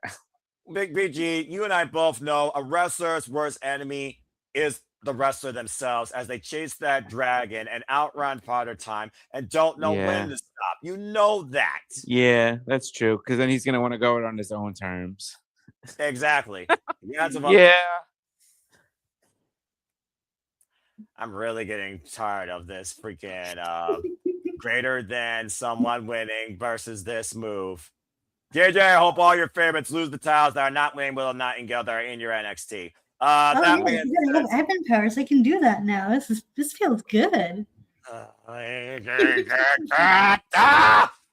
seriously, I want to see Hurt Business start getting title shots, not just tag. I just want to see the Hurt Business go rump shot at singles competitors versus tag team competitors. That's what I want. And Bobby Lashley, unfortunately, he did get injured. Again, this is the wrestling business. It's not ballet. When people actually wrestle and fight, they do put their body line. Hell, people get injured during training. So the person that usually hurts other people got hurt himself. And karma's a bitch. And JJ will learn that when Fia Hell loses to Blake Monroe, the United Women's North American Championship. That being said, what is Lashley out? What is Lashley out with? Do we know? Was it like an ankle injury? I think, or something like that. I was going to be out for a while. And well, he was in the plus his age. The dude's near 50, brother. Yeah, recovery is a lot longer with minor shit. And of course, that Black don't crack. Bobby Lashley is currently signed with a legitimate undisclosed injury, as confirmed by MVP in 2025. He previously was dealing with a shoulder injury in 2022 in WWE, which led to a brief storyline absence and a hand injury in TNA Bellator around 2015. So it's not often that Bobby Lashley is injured, but again, Black may not crack, but that dude is jacked, and your body does have limits, bro. Yeah. Well, that being said, so we talked about the men's world championship. Let's talk about the women's division. The tag team division that actually exists and is established to a degree between Citizens of Sin, the Mega Problems, Timeless Love Bombs, And of course, Maya and Higher World that are newly all elite. But of course, Will Nightingale now is double champion as she's the smiling face of TBS. With Mercedes Moné's downfall clearly going to continue. What do we see next for Will Nightingale as the face of TBS? Keeping it inside AEW against the women, presenting opportunity outside that women's division. What's your expectations now Will Nightingale as the TBS champion? It certainly brought a smile to Big G's face, I see. So with Willow, I mean, because I know, correct me if I'm wrong, but I know when she was like TBS champion the first time, she went out to different companies and defended it there, right? Yes, she Or did. yeah, okay. So I want to see her continuing to. Even Mercedes did that too. So keep on doing that. Man, I wish a certain doctor would be back, but I don't think that's in the foreseeable future. Depends on creative, I guess, because as far as we know, Yeah, it's still contracted while Hikaru Shida is still dealing with visa issues. yeah. Imagine Willow going to Stardom. Oh, even Sheeta coming Independent. back, that'd be cool. But yeah, have Willow defend it. I could see her and Mariah May having a match between each other, like a friendly one-on-one match for the TBS title. Oh, okay. Harley Cameron, the tag partners Yeah. facing Oh, one-on-one. yeah. Why did I say Mariah? I got Mariah. Because the glamour was Yeah. glamorous and Yeah. died in a historic And, Hollywood ending. so Martin Cameron. Sheen. Continue. I could see her and Tony going after the TBS title. Tony's been after not really a downgrade, but Tony Storm hasn't had the TBS title, so I could see her potentially going after it. Fair. But yeah, I mean, I like I said, when I saw the clip and went back and watched the match, I was happy for Will. I was like, thank God. Nothing against Mercedes, but I think everybody wants Mercedes off TV for a bit. Well, considering Mercedes Moné defended that title for 24 successful defenses, and if she successfully defended it that night, she would have surpassed Jade Cargill for the number of successful defenses during her run, despite the fact Mercedes Moné has put more work into this title and is the longest reigning TBS champion in this company's history. So it seemed like all the pieces were falling together for her and Willow to pick things up from Double or Nothing 2024. What's up, Walter? What I would like them to do with Willow is you can do it either way. The way I say it or invert it. You have them focus on the tag titles on Dynamite and focus on the TBS title on Collision. So it's like almost like it's two things. Collision is always her in a single match about the TBS title or leading to a pay-per-view. And then on Dynamite, you focus on tag division and you kind of do it like that. That way she's not involved on the same show with more than one story, and I feel like you can separate it that way, and it'll work out for her. Considering John Mosley's been involved in the same story, but has been literally working every damn AEW show. Respect the Death Rider. I like that different dynamic to give Will Nightingale more of a choice between what happens between her and her championships. Because again, Will Nightingale is both AEW Women's Tag Team and TBS champion. I was honestly thinking, though, with the long-term history right now, with the Triangle Madness, I see Sky Blue Julia Hart coming after her first for the TBS title. Fekla has her eyes on Chris Statlander. What's your thoughts on all this, Ash, when it comes to Willow Nightingale and the TBS title? I don't mind seeing Willow Nightingale defend the TBS title down in ROH. That would be really nice. Playing town down there, Diamante, Red Velvet, Billy Starks. I would love to see more Billy Starks on my screen. That girl's crazy. Helps all right. Will working down there with TBS would help with the girls down in ROH, and hopefully with Will being there, it gets not only gets more eyeballs on ROH, but it might get them to recognize the girls down in ROH and bring them up on AEW Dynamite or Collision. Well, give them help each other get more exposure. Because that's the one thing about the ROH wrestlers, like not many people know about them because not everyone is willing to pay for the services of ROH. Yeah. And again, to JJ's point, TBS Championship, anchored on Dynamite, TNT Championship, Collision, Women's Tag Titles, focus on Collision. I would argue that Collision has been more of a focus for tag team wrestling, particularly when it came to FTR and never involved in a tag team match, than Dynamite's been. Because Dynamite's been more on that singles match and that singles push in storytelling, unless you take tag team wrestling to the extreme or have mixed nuts mayhem. But I do like that outlook as well. And speaking of champions, as I said, the full circle with her, Harley, and Chris Statlander. Because Statlander, damn it! Of course, beat everybody, or excuse me, face everybody on this roster. Hell of a fight against Jamie Hayter. Obviously, Fekla wants to spin her web of toxic madness against Chris Statlander first of her matchup. But I do wonder, who do you see that could upset a 100% focused Chris Statlander, who has put a reset on this women's division, showing how willing she's to go as the Cosmic Killer for the championship. Of course, Fekla right now seems to be the next one, lots in her crosshairs. But what do you think comes after that? I know you're waiting for a Dr. Big G. And again, last time I remember, Britt Baker, Chris Statlander, that face each other when Chris was TBS champion. And Chris won that night. So besides a good DMD, who else could you see going after Stat Daddy and the AEW Women's World Championship? What do you think? God.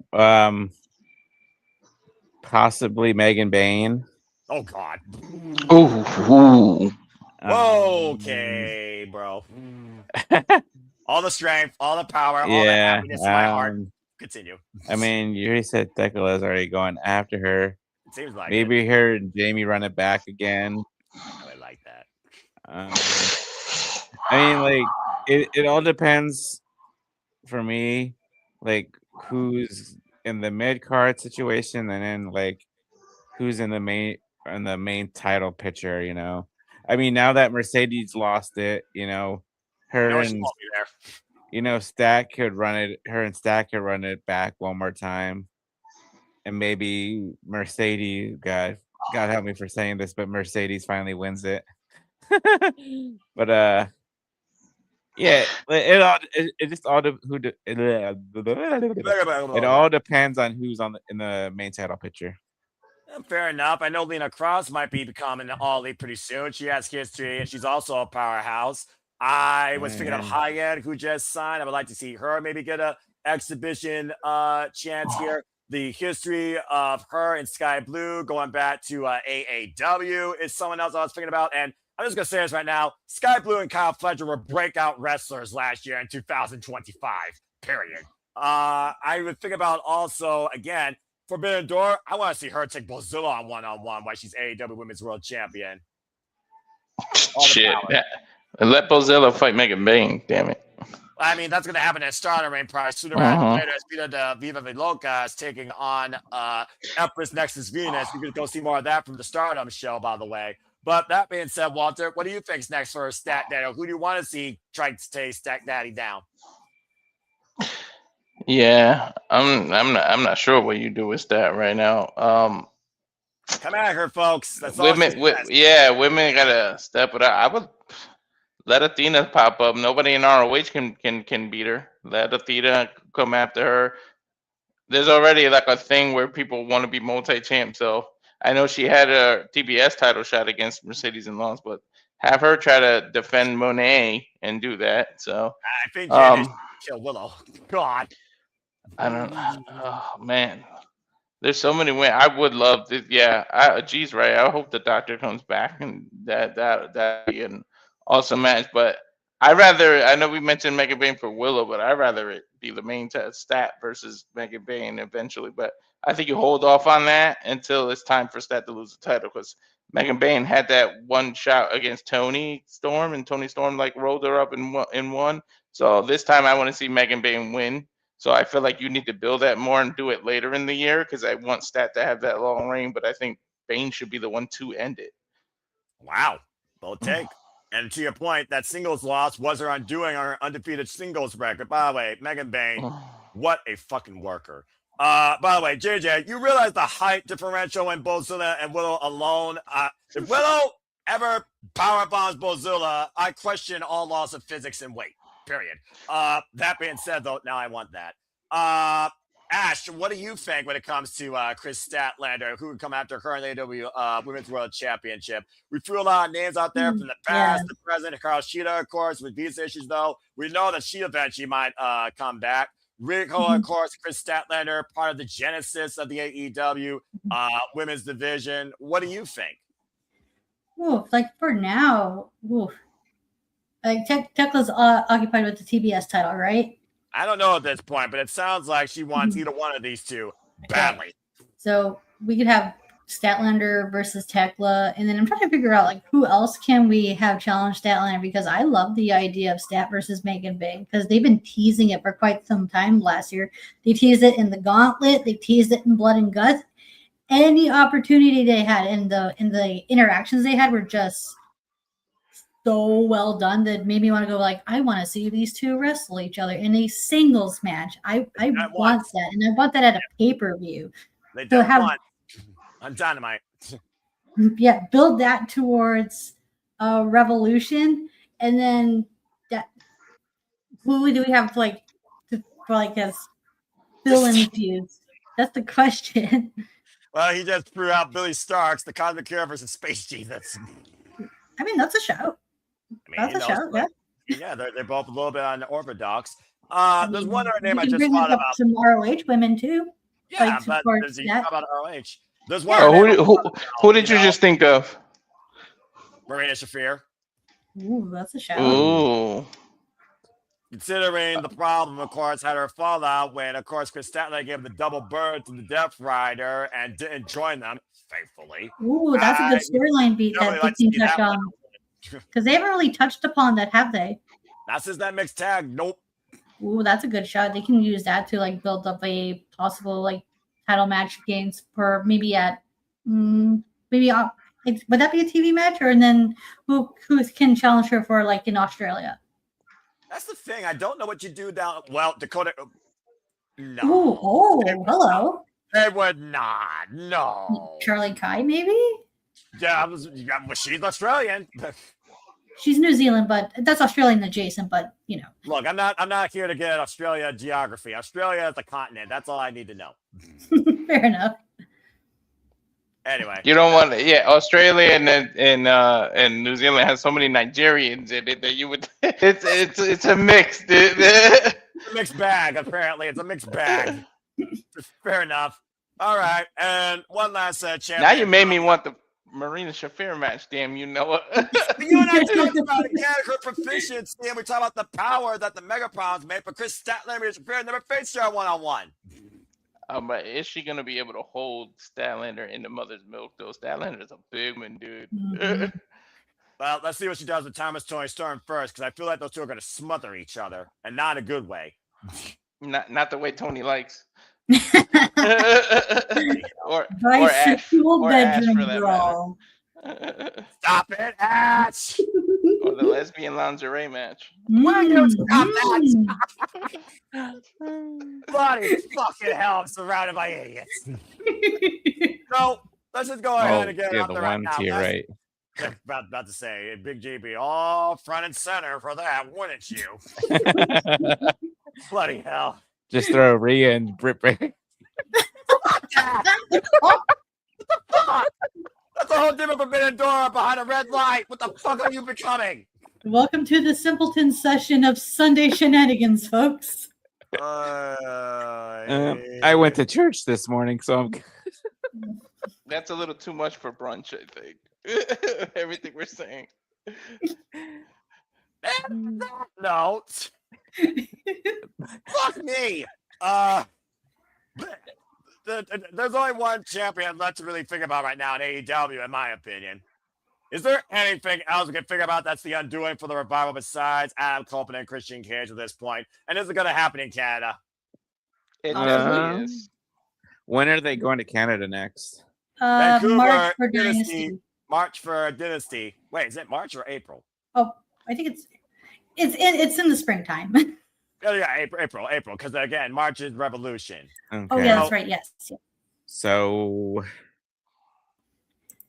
if anything, whoever FTR is facing at Revolution after that match, Adam and Christian come out to start, or not to start the feud, but to renew the feud, and then have them challenge them at whatever they're doing in Canada.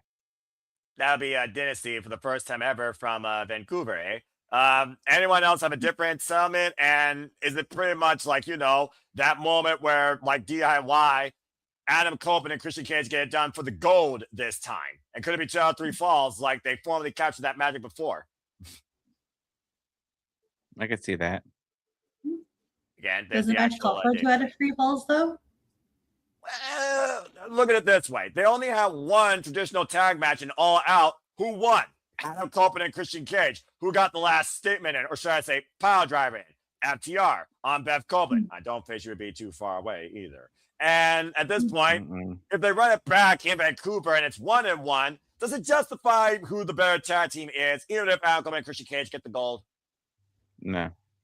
Exactly. Oh, since you brought that up, oh my God, Beth Copeland versus Chris Statlander. I don't think Beth is wrestling anymore. Yeah, I mean, I think she does one-off. I think she does one-offs. Yeah, I'm about to say, that's right. Beth Copeland back in the ring again, that'd be a little crazy in my Like probably make her be in the open round of the Owen, but lose. Like she'll probably do stuff like that. Like every once in a while. Yeah, I can see her doing that. Yeah, put it over the up and coming talent. Yeah, you know, it's like what she could do. Yeah. It's surprising we didn't say Ospreay, by the way, when it came to MJF, because he's still out injured, but that's a whole nother name to think about when it comes to MJF's Men's World Championship, and he might be a wild card in the one. I think Walter even suggested that. That's possible because Ospreay is looking a hell of a lot healthier now since we saw him last night. Right? Like depends on if he's ready by London, because I would want him to do that in front of his home country. Mm-hmm. I mean, you know, again, the Wembley Stadium. And apparently JJ wants all the power. The Glamazon versus the Megas is holy shit. Okay, all hail the Megas. This is all I got to say. And you can follow Megan Bandit, of course, and continue pursuits and start on part of Empress Nexus Venus in the meantime. Okay, so there's only one thing I can think about with AEW before we move into our last topic conversation around the Wrestling Roundtable of TNA. Who leaves the Don Callis family first? Who turns first? Kyle Fletcher or Konosuke Takeshita? I think it's Takeshita. I think they're gonna kick Takeshita out and they're gonna use Andrade. Beach. So you think Konosuke is gonna be the one that confronts Don Callis and what happened in the Continental Classic? Okada comes to Don Callis' aid and Kyle Fletcher's forced to make a decision, and that is how the Alpha is ejected from the Don Callis family? I guess I know Andrade. That's when how you Are they bring doing Andrade that back next into week, the fold. like a Don Callis family meeting thing, or? I don't know. Again, we haven't heard anything about the Don Callis family since what happened in the Continental Classic from anybody, which is why I'm wondering, where do those 3 men, well, I guess you added Andrade in the mix, where do those 4 men go from here? And La Sombra, might I add, came out to his AEW music and said from AEW, according to commentary, at Wrestle Kingdom 20. So you know he's going to be back in AEW. I don't think they teased it or focused on it because of this Wrestle Kingdom was coming up, and they wanted Okada and Takeshita to focus on that. Now that that's over, then they're going to start bringing this up. Now Okada won, Konosuke lost, and Okada's still a champion. And I think Okada's going to kind of throw in Takeshi's face, and we're going to end up seeing the second one-on-one. As much as you lobby for that. Ash, any different mindset? How does Kyle Fletcher play into this? Because proverbially, Don Callis and Okada screw Kyle Fletcher as he was looking for that screwdriver. We still don't know who Don Callis told about that screwdriver first. That's going to be part of the story. Yeah, because I was about to say we built to Takeshita leaving first, and then once Takeshita leaves, that's when we can build upon the eventual split between Fletcher and the Don Callis family, if he does. Do you think Fletcher can break out this year as a baby face? That's a good question because I'm not sure how it would work, but I'm intrigued to see how they would book it. That's the thing, because Fletcher's been heel most of his career. I prefer it that way. Star. Like literally, since becoming the Pro Star, he's been nothing but a heel. Yeah, I prefer it, but I do think that this is his year. Kyle Fletcher, by the end of the year, will have that title. You literally think Kyle Fletcher will be MJF's undoing by the end of 2026? I don't know if it's MJF or somebody else, but by the end of this year, he's going to have the title at least once. That's a good shout, though, because if Will Ospreay is not healthy by then, we could have MJF versus Fletcher if Fletcher does turn face and leaves the Don Callis family. He does have roots in Rev Pro, so I mean, it would work, especially being formerly Will Ospreay's bruv. I like that different dynamic. Big G, anything further you want to add with Kyle Fletcher's potential to become a champion, AEW Men's World Champion, babyface this year. You followed Kyle Fletcher for a little bit. What do you think of this? Yeah. I mean, Fletch, like you said, Fletcher's been pretty much heel since, he became the prototype or protostar. Yeah, they would have to, like Ash said, I would see how they would book it. It would have to be like kind of organic, turning him babyface. Yeah, it just can't happen like overnight. And will he show any signs towards Protokada or Pratashita? Because again, the former tag team relationship, of course, with Konosuke and Kyle. Remember, Konosuke was the one where Kyle showed Don Callis, that's the heat. That's the heat we need. And of course, that led to Kyle Fletcher joining the Don Callis family. All the way back when Rampage existed. Keep that in perspective. Oh my God, yeah. Yeah, how's that for a bygone era? Well, either way, it sounds like we definitely see a lot more of a different dynamic and direction that we're all invested in when it comes to the AEW product, particularly the men's and the women's championships, and Konosuke and Kyle Fletcher being breakout stars this year, and Megan Bayne maybe rising to her own throne as a singles champion. And again, Marina Shafir, please. Give me her versus Roderick Strong. Give me her versus Orange Cassidy. I want to see more Shafir in action because it's been a hidden streak for me. She's a badass. That slap, by the way, by Roderick Strong to Shafir's back. That's an impression. Damn. I'm sure they went home and they're like, I'm so sorry, honey. I'll never do that to you again. I guarantee you, Shafir was like, do better. Yeah, probably. remember what she said to freaking Mina Shirakawa? I'm not tapping out to you, bitch. Do better. What did she do? She smothered her in mother's milk and incapacitated her. Just saying. That was the first ever one-on-one encounter, by the way. Watch out for Shafir this year. That's all I gotta say. As the Death Riders against the world say, fuck you. Do you think she could be TBS champion sometime down the road?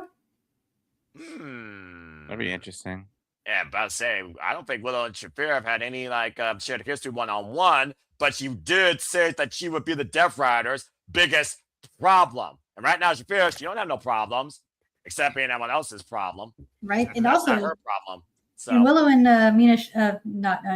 Willow and Shafir, Marina Shafir, they do have history with each other because of last year with Willow helping out with solving the problem that is known as Marina Shafir, especially when they were taking part in the Anarchy in the Arena.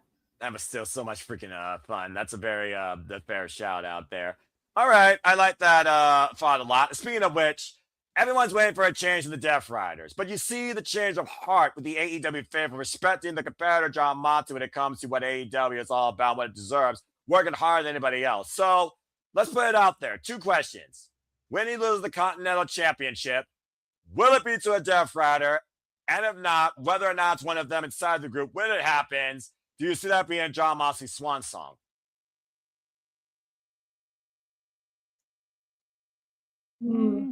So I do see Moxley getting usurped, possibly by Claudio.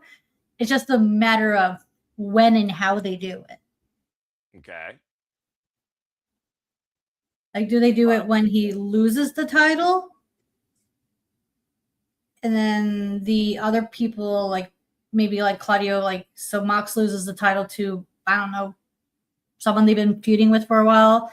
And that's when Claudio usurps him. And then he goes after the Continental title. Because I don't see Claudio going after the world title yet, even though he is the CMML champion. Right, a title that MJF is very familiar with. For those that remember his feud, of course, with Mystico. Biggie, what are your thoughts on John Moxley as the Continental Championship? And if he loses it, I mean, again, right now the man's literally wrestling on one damn good leg. Do you think that's it? Possibly. I gotta watch more AEW again to catch up, and then. So wait. So what's Moxley's wrestling on one good leg? He's had one bad leg since the Continental Classic, bruv. He barely was able to get over the barricade without a chair this past Wednesday on Dynamite after Josh Alexander tried to break his ankle. Okay. I mean, if he does lose it to somebody, it'd probably be within the Death Riders, and it could be his swan song. I mean, I don't know. Like I said, I'm gonna have to watch some more Dynamite just to refresh my memory and possibly go from there. Fair enough. Well, as far as we know, the Death Riders go, it's Death Riders versus the world. And as far as John Moxley, if he works harder than all of them, I don't see nobody taking him out on his own accord. But I guess we'll have to wait and see. Again, coming this Wednesday, folks. And this week, we're going to be fucking busy covering Raw, covering NXT, later time, covering AEW Dynamite. We're not doing SmackDown as far as I know, but I don't know. Something might change. I don't know. Freaking Tuesdays of Hell might be one of a kind of thing. That's a maybe, Big J. Because it's in maybe. Berlin, Germany. Yeah, that's a different time too, as well. And I might be working that day. Walter, I do see your hand. You got something to say real quick? You're muted. Babotch. Mute again. Mute again.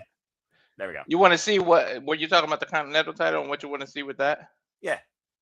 Oh, I want to see it inside, like where Moxley has gone, like JJ said, soft, and either Claudio or Pac or somebody steps up, and they're the one that ends up beating Moxley, and he can go away for a while, getting that deserved vacation he was supposed to take like 2 years ago.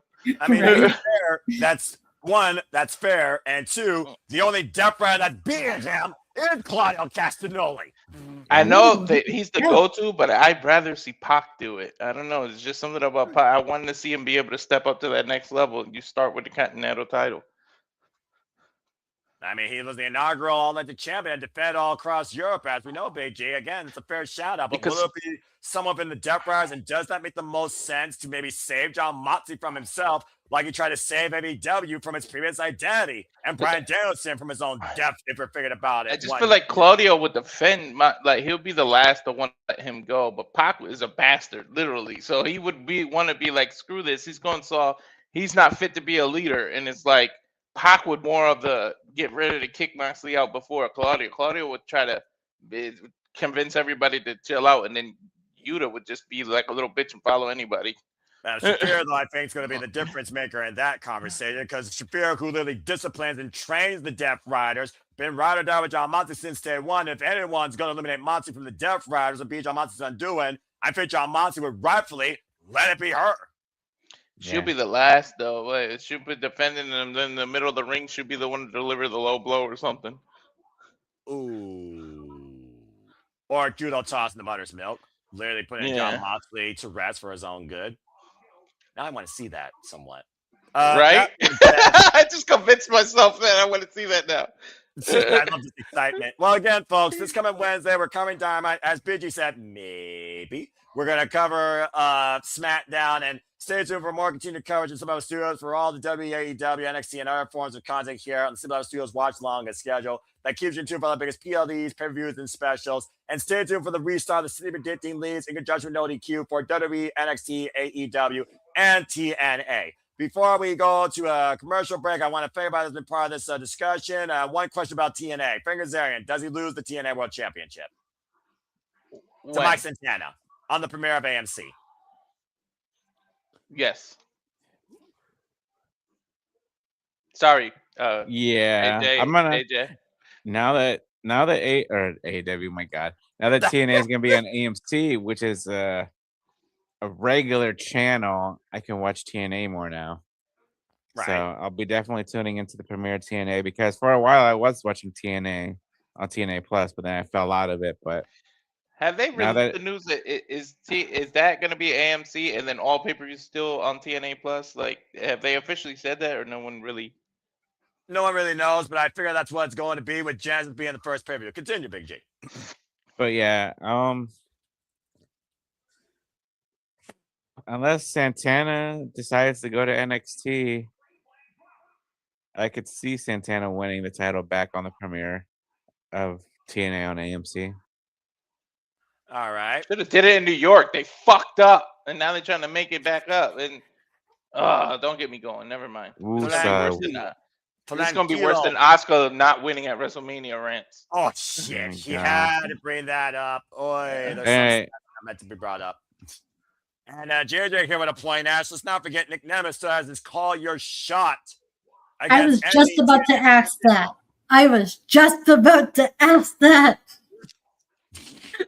Mr. So what is he going to cash in his Money in the Bank contract again? Yes, so I think Santana beats Kazarian, Nemeth cashes in. That sets up Nemeth versus Santana. You don't think JBL is going to show up and take his head off? Probably not. But if he does, then again, where's John, Texas Ranger, and whose head is going to take off next with a lariat? I'm just saying. Well, Where's he anyway, gonna show up next too? He shows up everywhere. I mean, you're not wrong. To be fair, you're not wrong. Again, Genesis though is coming up. I feel like they're already spoiling stuff because Mike Santana vows to claim the TNA World Title against Frank Kazarian in the highly anticipated rematch. But that rematch is actually going to take place also at Genesis. So we might be literally getting two of the same match with the same person as champion going in. I don't know if that's a spoiler or if that's just, misplaced marketing. Because last I checked, the AMC premiere, I think, is before Genesis. Is it not? Is it not literally that's coming up like Thursday or this like Thursday coming up? That's what I thought. What the hell are you doing, TNA? You're confusing me. But that's a whole different conversation. And we're talking about Leon Slater challenging Oba Femi. Can he do what Javon Evans didn't do after Leon Slater beat the franchise Moose for the X Division Championship and outlast Marvin Reed again to retain his X Division Championship? Can we see Leon Slater as a double champion come the AMC premiere? All these teams about Oba Femi going to SmackDown and still being NXT champion because they got nobody right now that can hold the ruler's throne. A lot of gray here. I'm just saying. Yeah. All right. Well, that being said, regardless, this week's going to be extremely interesting for what's ahead in the wrestling business, and a lot of different thoughts towards particularly AEW and WWE more than anything else. Big G, I see that you were thinking there for a moment. Yeah. So you mentioned that you guys are. Who's calling Raw tomorrow? I don't know what time. I know I'm at work but... all day. So I imagine it would be you and Walter. Okay. Unless Okay, JJ sounds- is available at the time, that'll be you three. Okay, that sounds good. I can do tomorrow night. Because Yeah, 'cause I work Stranger till- Things. I mean, it's Raw and Stranger Things, and Stranger Things was my show. So like, it works with you it- to come up with yeah. the analysis while contrasting the idea of how WWE and Stranger Things are connected, even in the upside down. Yep. Why fun, did they love. change the time? They changed the time, or is normal? It's normal, but we got to give Noah a break sometime. Well, Yeah, I'm of also going to course. be home at 8:30 p.m. Eastern Standard Time, and you know how I hate doing that in impromptu watch-alongs or going inside watch-alongs when I know my team's got it down pat. So have a great call, and I hope Braun Breaker beats CM Punk. I want to see a WTF moment. I really do. All right, Walter. So we got to get ready for tomorrow. Well, Stranger Things are ahead, but here is something that is commonplace. We are going to take a commercial break after going for nearly 2 hours on Round Robin Wrestling Discussion. When we return, as JJ just confirmed, he will be there too. So stay tuned for Big G, Walter, and JJ to get strange with Monday Night Raw tomorrow night. But after this commercial break, if Big G wants to stick around, we're going to talk more about Hiroshi Tanahashi's send-off and our Wrestle Kingdom takeaways that give us the light. Otherwise, Big G, been a pleasure. Have a great call tonight. Tomorrow night on Monday Night Raw. We love you, brother. And Thank after you, this commercial guys. break, folks, again, nothing but love. After this commercial breaks, folks, again, before he leaves, support the Big Bob, Big G. Shout out to Colleen, an accomplished artist. Appreciate their work and appreciate Big G, who always likes to keep the ball rolling. Don't be a stranger, brother. Get some rest. All right, bye. Bye-bye. After this commercial break, folks, we're going to ride high with energy and love as we take away Wrestle Kingdom 20 and talk about the end of the career of Hiroshi Tanahashi. So please stay tuned. And now for a taste of things to come.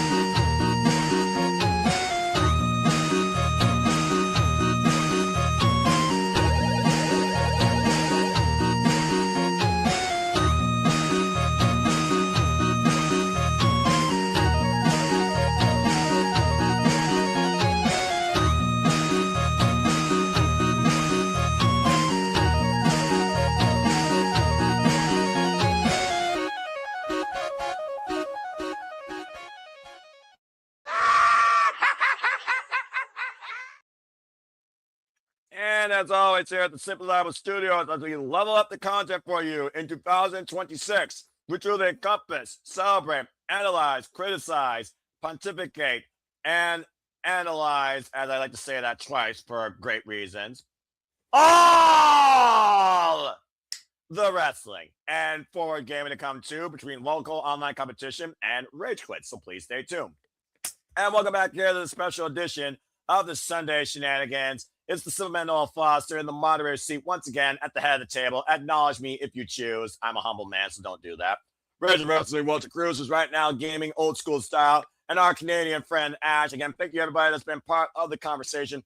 Please like, subscribe, comment, and tell a friend. Again, we want to do this conversation and switch our people our passions. It's truly as simple as that. And yes, indeed, Stardom. We hope to bring you more coverage of Japanese pro wrestling, by the way, here later on in the year, too. All right.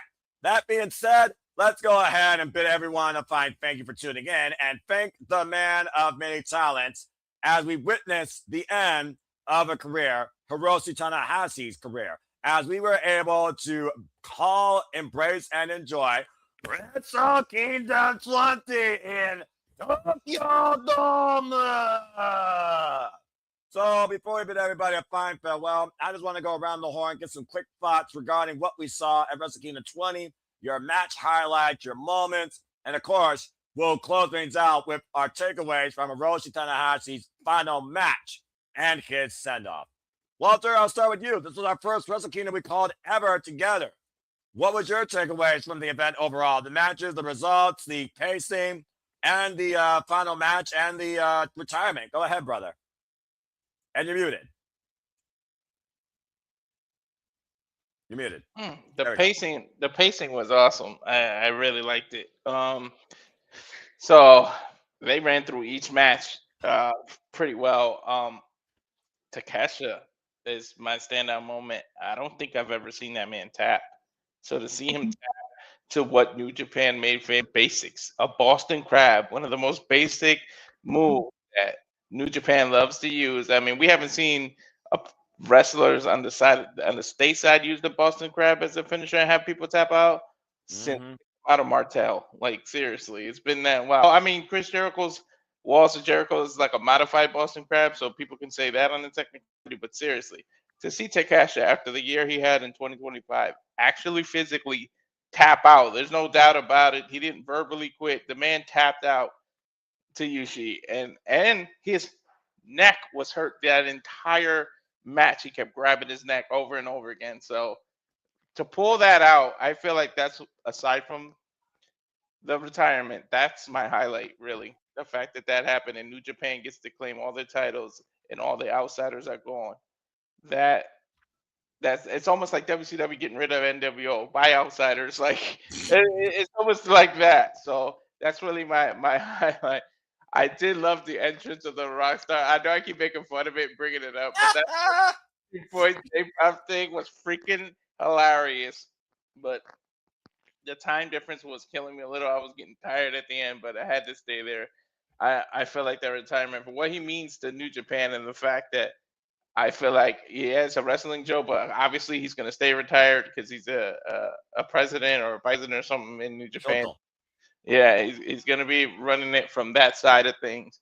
But that send-off is how you do a send-off. And I said it earlier, I don't know how anybody's going to follow this up and do retirements and send up. Anybody else retiring like AJ Styles in 2026? Tiger Mask, whoever's retiring, I feel bad because there's no way that send-off is going to match this. You know how big the Tokyo Dome is. To do a scissor lift and literally go up there, a man who could barely lift his knee to get back off his lift.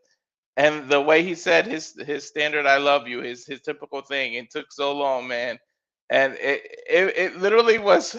It was almost like a gauntlet match where how many people would just keep coming out to go greet him and give him his flowers, literally and figuratively. Like I was like, please no more, please end this, please. And I was like, wait, what if Shinsuke Nakamura shows up out of nowhere? What if this person?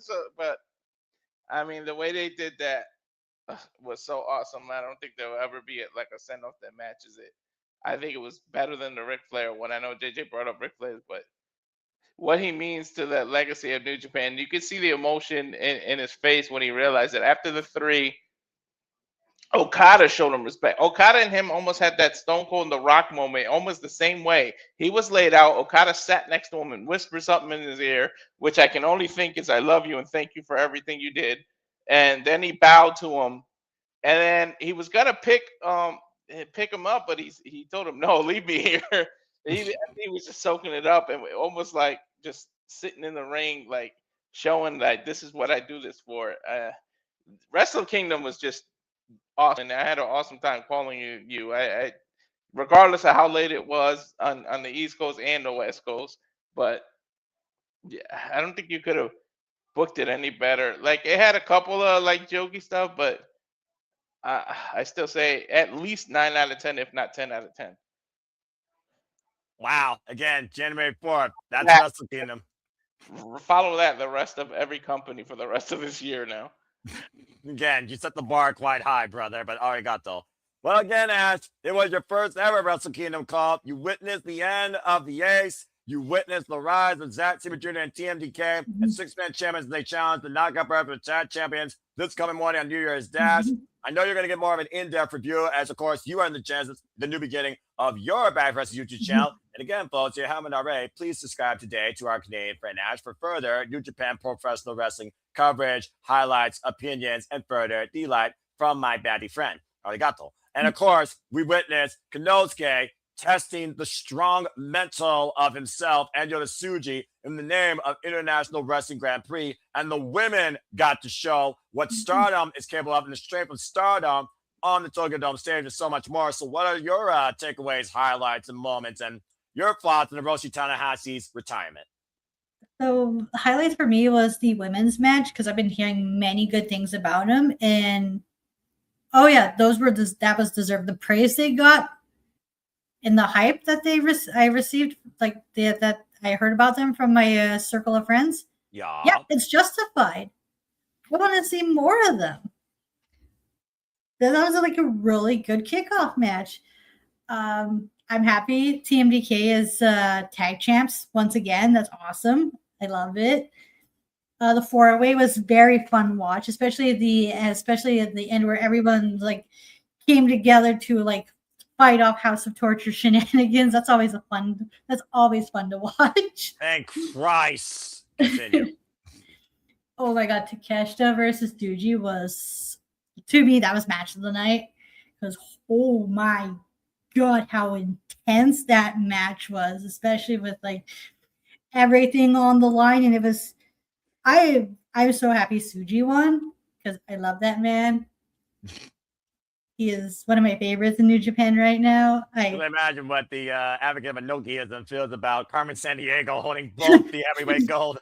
Right? The demon doll, as he likes to call him. Demon doll.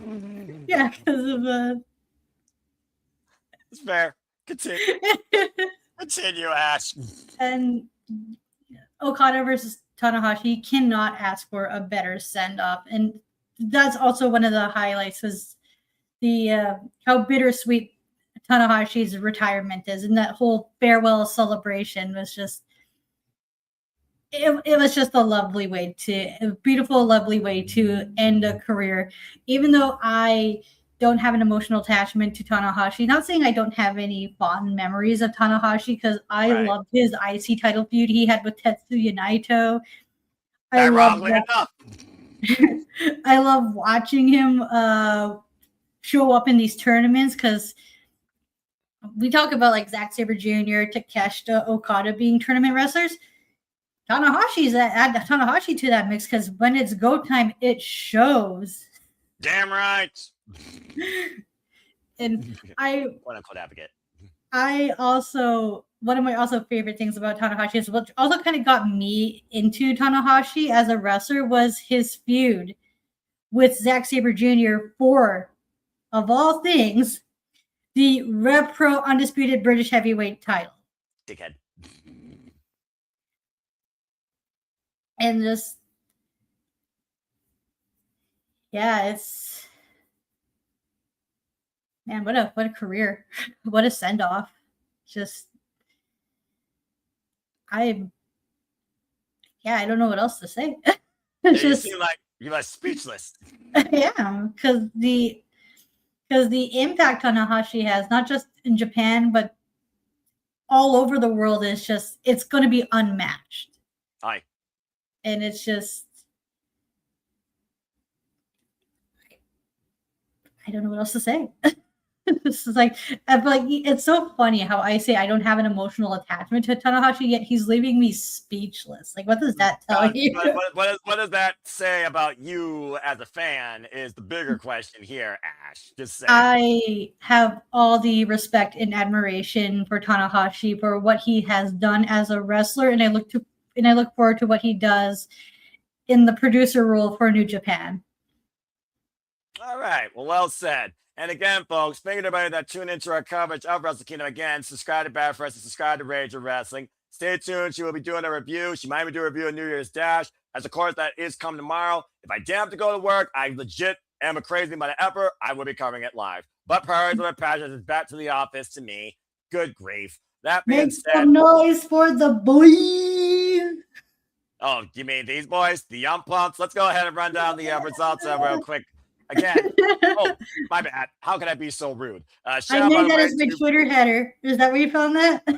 No, I just found it on the internet, but you're welcome. Okay, cool. Could you send me that? Because I like that picture better than the one I have on my Twitter header. I most absolutely will. Thank you. ELP was able to retain the NWA World Television Championship against Chris Brooks in a great match, beating Chris Brooks for the first time ever in a singles action, nearly to the 15-minute time limit. In the ridiculous 8-team Rambo, where my power got knocked out for some reason, I came back, heard TMDK music, so Zayn Jr., Hartley Jackson, and Rihei Oira won the 6-man Never Overweight Tag Team Gold. Of course, Toriano, Yo, and Master Wado put it on the line, the Rambo, and it bit them in the ass. Now Zayn Jr. and Rihei Oira have a chance to become double champions if they beat the Knockout Brothers, who, about to add, were the first team eliminated during this thing at freaking New Year's Dash. Stay tuned for more on that. Siri and Sarah Kamatani made history as Siri became the IWGP Women's and Imperial Strong Women's Double Strength Champion in an incredible 15-minute bout on the Tokyo Dome stage, where the Phoenix Could continue to rule Stardom, as Siri will be the face of IWGP and New Japan Pro Wrestling for all Josies. An incredible matchup. The United Empire proving how strong they have become with the return of Jake Lee after a year plus of injury. Emphasis going to occur post-match. As United Empire stood a united front facing La Sombra, and of course Jake Lee picked up the win with that face break boot, of course overcoming unaffiliated War Dogs. Of course, El Desperado survived House of Torture Shenanigans and Donkey Games. He is the new number one contender for the IWGP Junior Heavyweight Championship. Thank Christ Almighty. May he restore prestige and honor to this very title. We also saw for the first time ever an Olympian gold judokan take center stage on the Tokyo Dome entranceway and incapacitate Evo in a modified triangle hold, much to Walter's point here, and became the new Never Openweight Championship in his very first match ever. Look at this freaking thing. Good Lord. Night, Evil. Trapped in a reverse triangle, much to Walter's point, and the arm literally braced behind Evil's head. It was almost like he was choking himself out. Great call, by the way, Walter. You're a freaking incredible MMA expert. Always brilliant, of course, with that. As you also alluded to, we, of course, also saw Battle of the Strongest Ideologies for the IWGP World Heavyweight Championship and IWGP Global Heavyweight Championship, as Gene Blast, Yota Tsuji, and Konosuke Takeshita faced off against each other one-on-one for the third time ever. And to your point, Ash, Gene Blaster has brought back home both pieces of gold, but boy, was his celebration interrupted quickly as Jake Lee, Shinsuke Kenta did at Wrestle Kingdom 14, wiped him the freak out and put himself at the forefront for, obviously, the IWGP World Heavyweight Championship. Now, the question still remains, do we see Yota Tsuji bringing back the IWGP Heavyweight Championship? Version 4, by the way, folks. I'll just say that real quick, as Jada's got a point before I go to the last match. I want to echo what Ash is saying here. I have no emotional attachment to Tanahashi. 99% of the names on the card last night, excuse me, let me get it on screen, because again, she deserves the credit. 99% of the names on the card last night that I recognize I owe to AEW. That's one thing TK has done right. However, I'd be lying if I didn't admit that I got emotional at the clips I saw of Tanahashi's retirement, specifically Shibata and Gordon Lawrence. Even JJ recognizes greatness when he sees it. All right, well said, bruv. That being said, going back to this match again, to your point, Ash, a fundamental of the New Japan Dojo, a Boston Crab, as Konosuke Takeshita tapped the heck out. I still And can't that's believe the same move he used to win the Global Heavyweight Championship against Gabe Kidd. At King of Pro Wrestling, that's right, Shinyan Pro Wrestler, Ichiban. And of course, our main event, there's not enough hyperboles to talk about this incredible final match of heart and iron will and drive that Kazuchika Okada and Hiroshi Tanahashi left every emotion in the ring. Literally this morning, might I add, because literally it was this morning, of course. 30 minutes of absolute incredible pure wrestling chaos. See what I did there? As, of course, these two face each other for the 18th time ever. And Kazuchika Okada's made the record 10-5-3 with the Rainmaker. And realize this. The man that brought the Rainmaker to Promise was the man that brought the original Rainmaker back in his final match. It was not Beach. It was Rainmaker Kazuchika Okada, pure New Japan form, that beat Tanahashi in the end. And to your point, he seemed tired, but he still didn't want Okada to help him get up. Yeah. And this match, you can tell, like, it's just, this match was everything it needed to be. It was the greatest hits. No kidding. And including freaking Bombardier and a PK. Shout out to Shibata Nakamura, by Hiroshi Tanahashi, as those three men were the three musketeers of their era. You could not have asked for a better send-off for Tanahashi. Except for this lineup of generational impact by the ace outside Katsura Shibata, who took his shirt off, slapped the man in the chest. I thought we were going to get an exhibition. Embraced the man with a wrestler you think is a freaking machine as he embraced him and stormed off. I love that. That was so adorable. And the fact that Kota Ibushi, with the bravery to walk down the entire Tokyo Dome entranceway on surgically repaired ankles to embrace a man he once held as one of his gods. And yes, folks, your eyes don't deceive you. That is Will Ospreay, Keiji Muto, Tatsumi Fujinami, an original owner of New Japan Pro Wrestling, and the man we owe the giant screw leg with too. Switchblade Jay White, who is still injured. Kota Ibushi, who we never know if we're going to see him wrestle again. And Kenny, by God, Omega, that all embraced the ace that night. And of course, as I said, Tranquilo, it was not done yet. What the fuck? To Advocate's point, as long as both Okada and Tanahashi's entrances combine times 3, as he always is, what? Tranquilo. Asinayo. I don't know how. Sorry? Go ahead, Ash. I was about to say, I don't know how accurate this was, but during this moment, Tanahashi said to Naito, the door is always open for you. You could always come home. Yes. Naito literally said, if it wasn't for you, I would not be back in the cerulean blue one last time. As, of course, we saw that for the last time, which was absolutely hilarious. And, of course, they did the fist bump. And what did he do afterwards? As Ngarbo, he spat in his face and said, adios. So will we see Naito ever again in New Japan? Probably not. But still, a freaking hilarious moment to say the least. And we weren't there by a long shot. Wrestling. What did you say, Ash? Go ahead. I was about to say never in the world of pro wrestling. Yeah, ain't that the freaking truth? You definitely aren't around there. As, of course, Tanahashi, he gave all his love that professional wrestling has given to him, and all the love the professional wrestling fans have given to him one last time, with not one, not two, but 3 rocking concerts.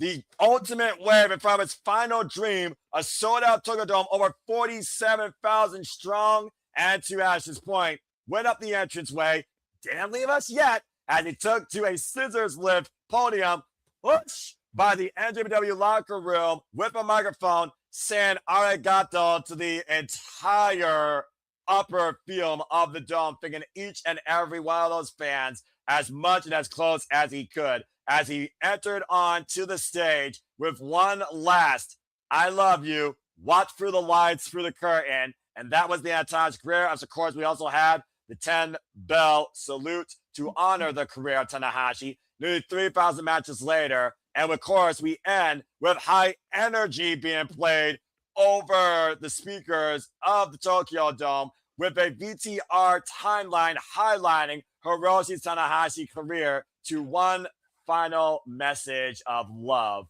to culminate this one-of-a-kind incredible night. Again, what can we not say that Wrestle Kingdom 20 left in all of our hearts in that almost hour-long, to your point, celebration of Tanahashi's career alone that set us away from the Tokyo Dome. Just damn.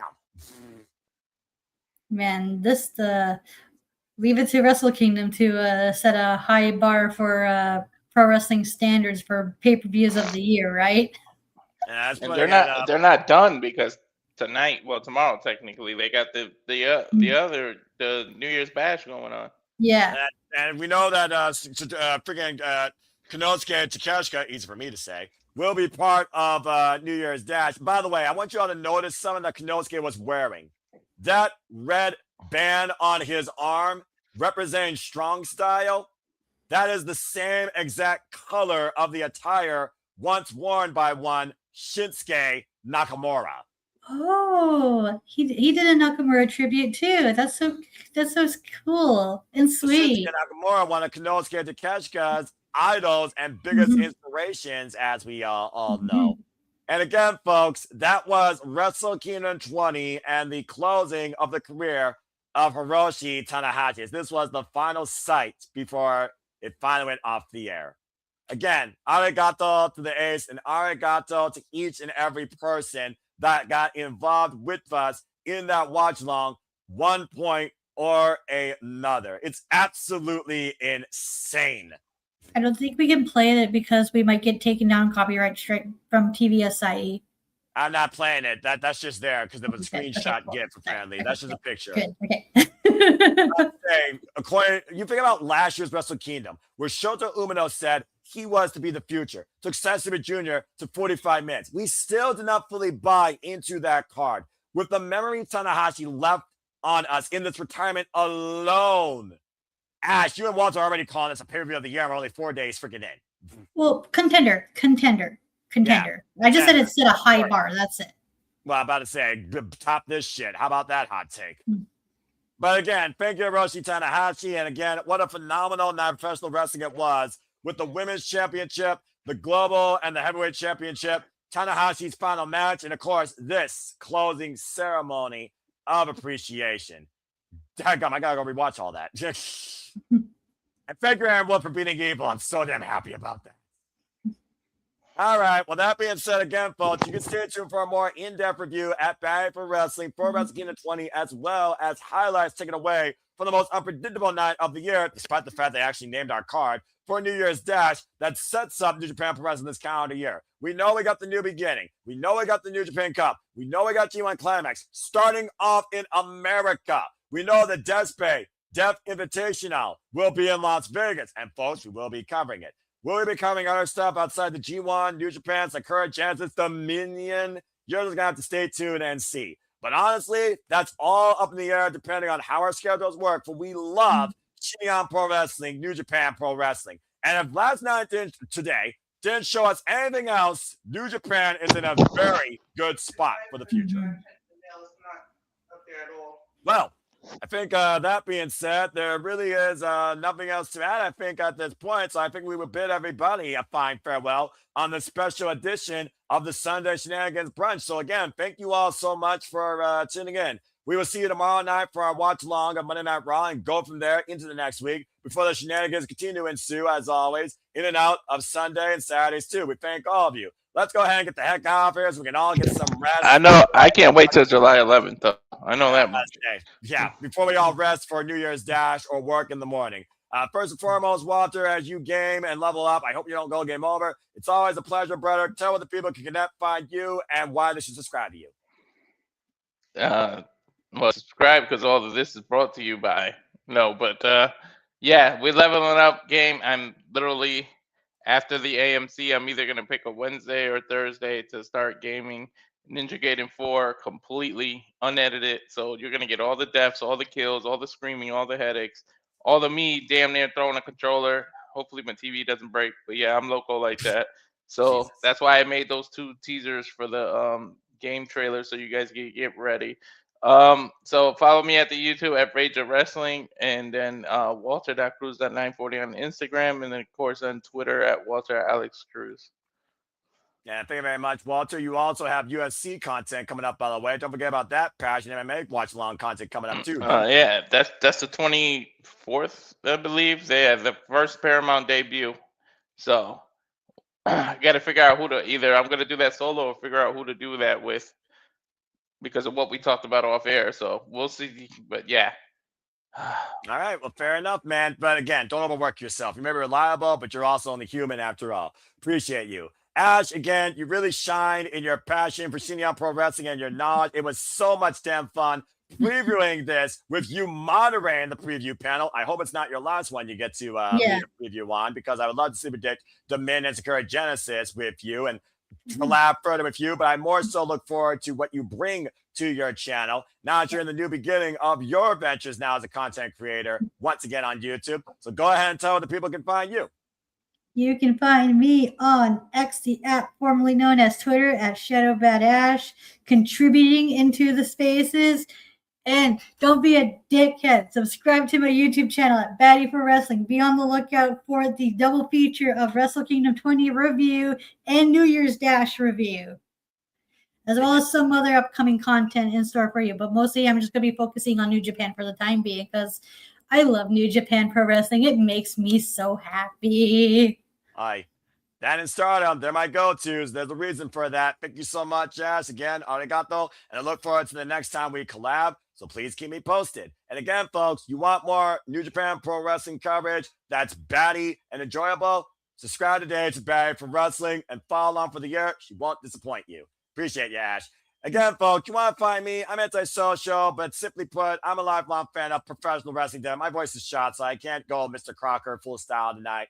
So again, find me if you want, mfoster916 on the X and on YouTube as always, whether I'm moderating, simply predicting, participating, or covering all the wrestling, or lightly gaming, because believe it or not, I have a PlayStation. Once in a while, I do game too outside sleeping. It's always a joy engaging with my friends of the Symbiote Studios family for everything we do in and out of professional wrestling, stateside and internationally. But as always, I'd like to conclude, there are no winners, there are no losers, there are no betters, just fans with opinions with this passion we all share. So at the end of the day, folks, support one another, respect each other, protect your mentality too, treasure your family just for life, and enjoy gaming and professional wrestling. It is truly as simple as that. But with that being said, thank you so much once again for everybody that has tuned in across the entire weekend for Wrestle Kingdom coverage and then some. And of course, participating in the conversation. What's that? Shout out Nick Ferrantes, by the way, who his order must have burnt in the oven, or his technology dropped, or he dropped from melatonin GTSing. Again, we'll get more of Nick's takes and absolute absurdity. James Hebert surpassed levels of stupidity, I'm sure, here on the Shenanigans very soon, but we appreciate him always too. Appreciate all of you. Please don't subscribe, comment, and tell a friend. Hit the bell. Next video goes live on demand on any of the channels here at the Symbiote Studios. Hit the subscribe button, especially for her. Let's get her to 200. That is my resolution goal for Baddie for Wrestling, much like Walter's looking for 300. Let's get those numbers up. Let's talk about New Japan Pro Wrestling and Japanese professional wrestling more. Bring a highlight to the strongest style of professional wrestling on the planet. If you want to see more of it or hear more about it, simple as that. Again, hit the subscribe button, help my friends' channels grow. And again, stay tuned. The coverage, the content, the creativity, the passion, the discussions, the madness, the shenanigans, they are not going to let up anytime soon. But I think with that being said, for right now, until we see you for Stranger Things on Monday Night Raw. And again, shout again to the baller, Big G, that was here. And of course, the Renegade Wrestling, JJ Williams. We're going to bid you all now a fine adieu. So, for all of you in the chat that has been part of the discussion, for JJ, Safet, for Charles Schultz, for Bullyman. By the way, pleasure to engage with you, sir, finally, during, of course, the Symbiote Studios Awards. For everybody, by the way, who participated in that and getting those awards in order. And for the advocate of Enochiism that is also involved in the chat, as well as Nathan Banks and Daniel. For our Canadian friends, Ash and Nick. For the renegade of wrestling, JJ Williams. And for the rage of wrestling, Walter Cruz, who works in and out of the screen, playing games and taking care of priorities too. I am the Cement Noel Foster, reminding you as always, make a positive impact in life. Have a good night. Thank you, Tanahashi, and thank you all for tuning in once again to another special Sunday edition during brunch of your typical Saturday Shenanigans. Have a good night, folks, and we will see you tomorrow for Monday Night Raw.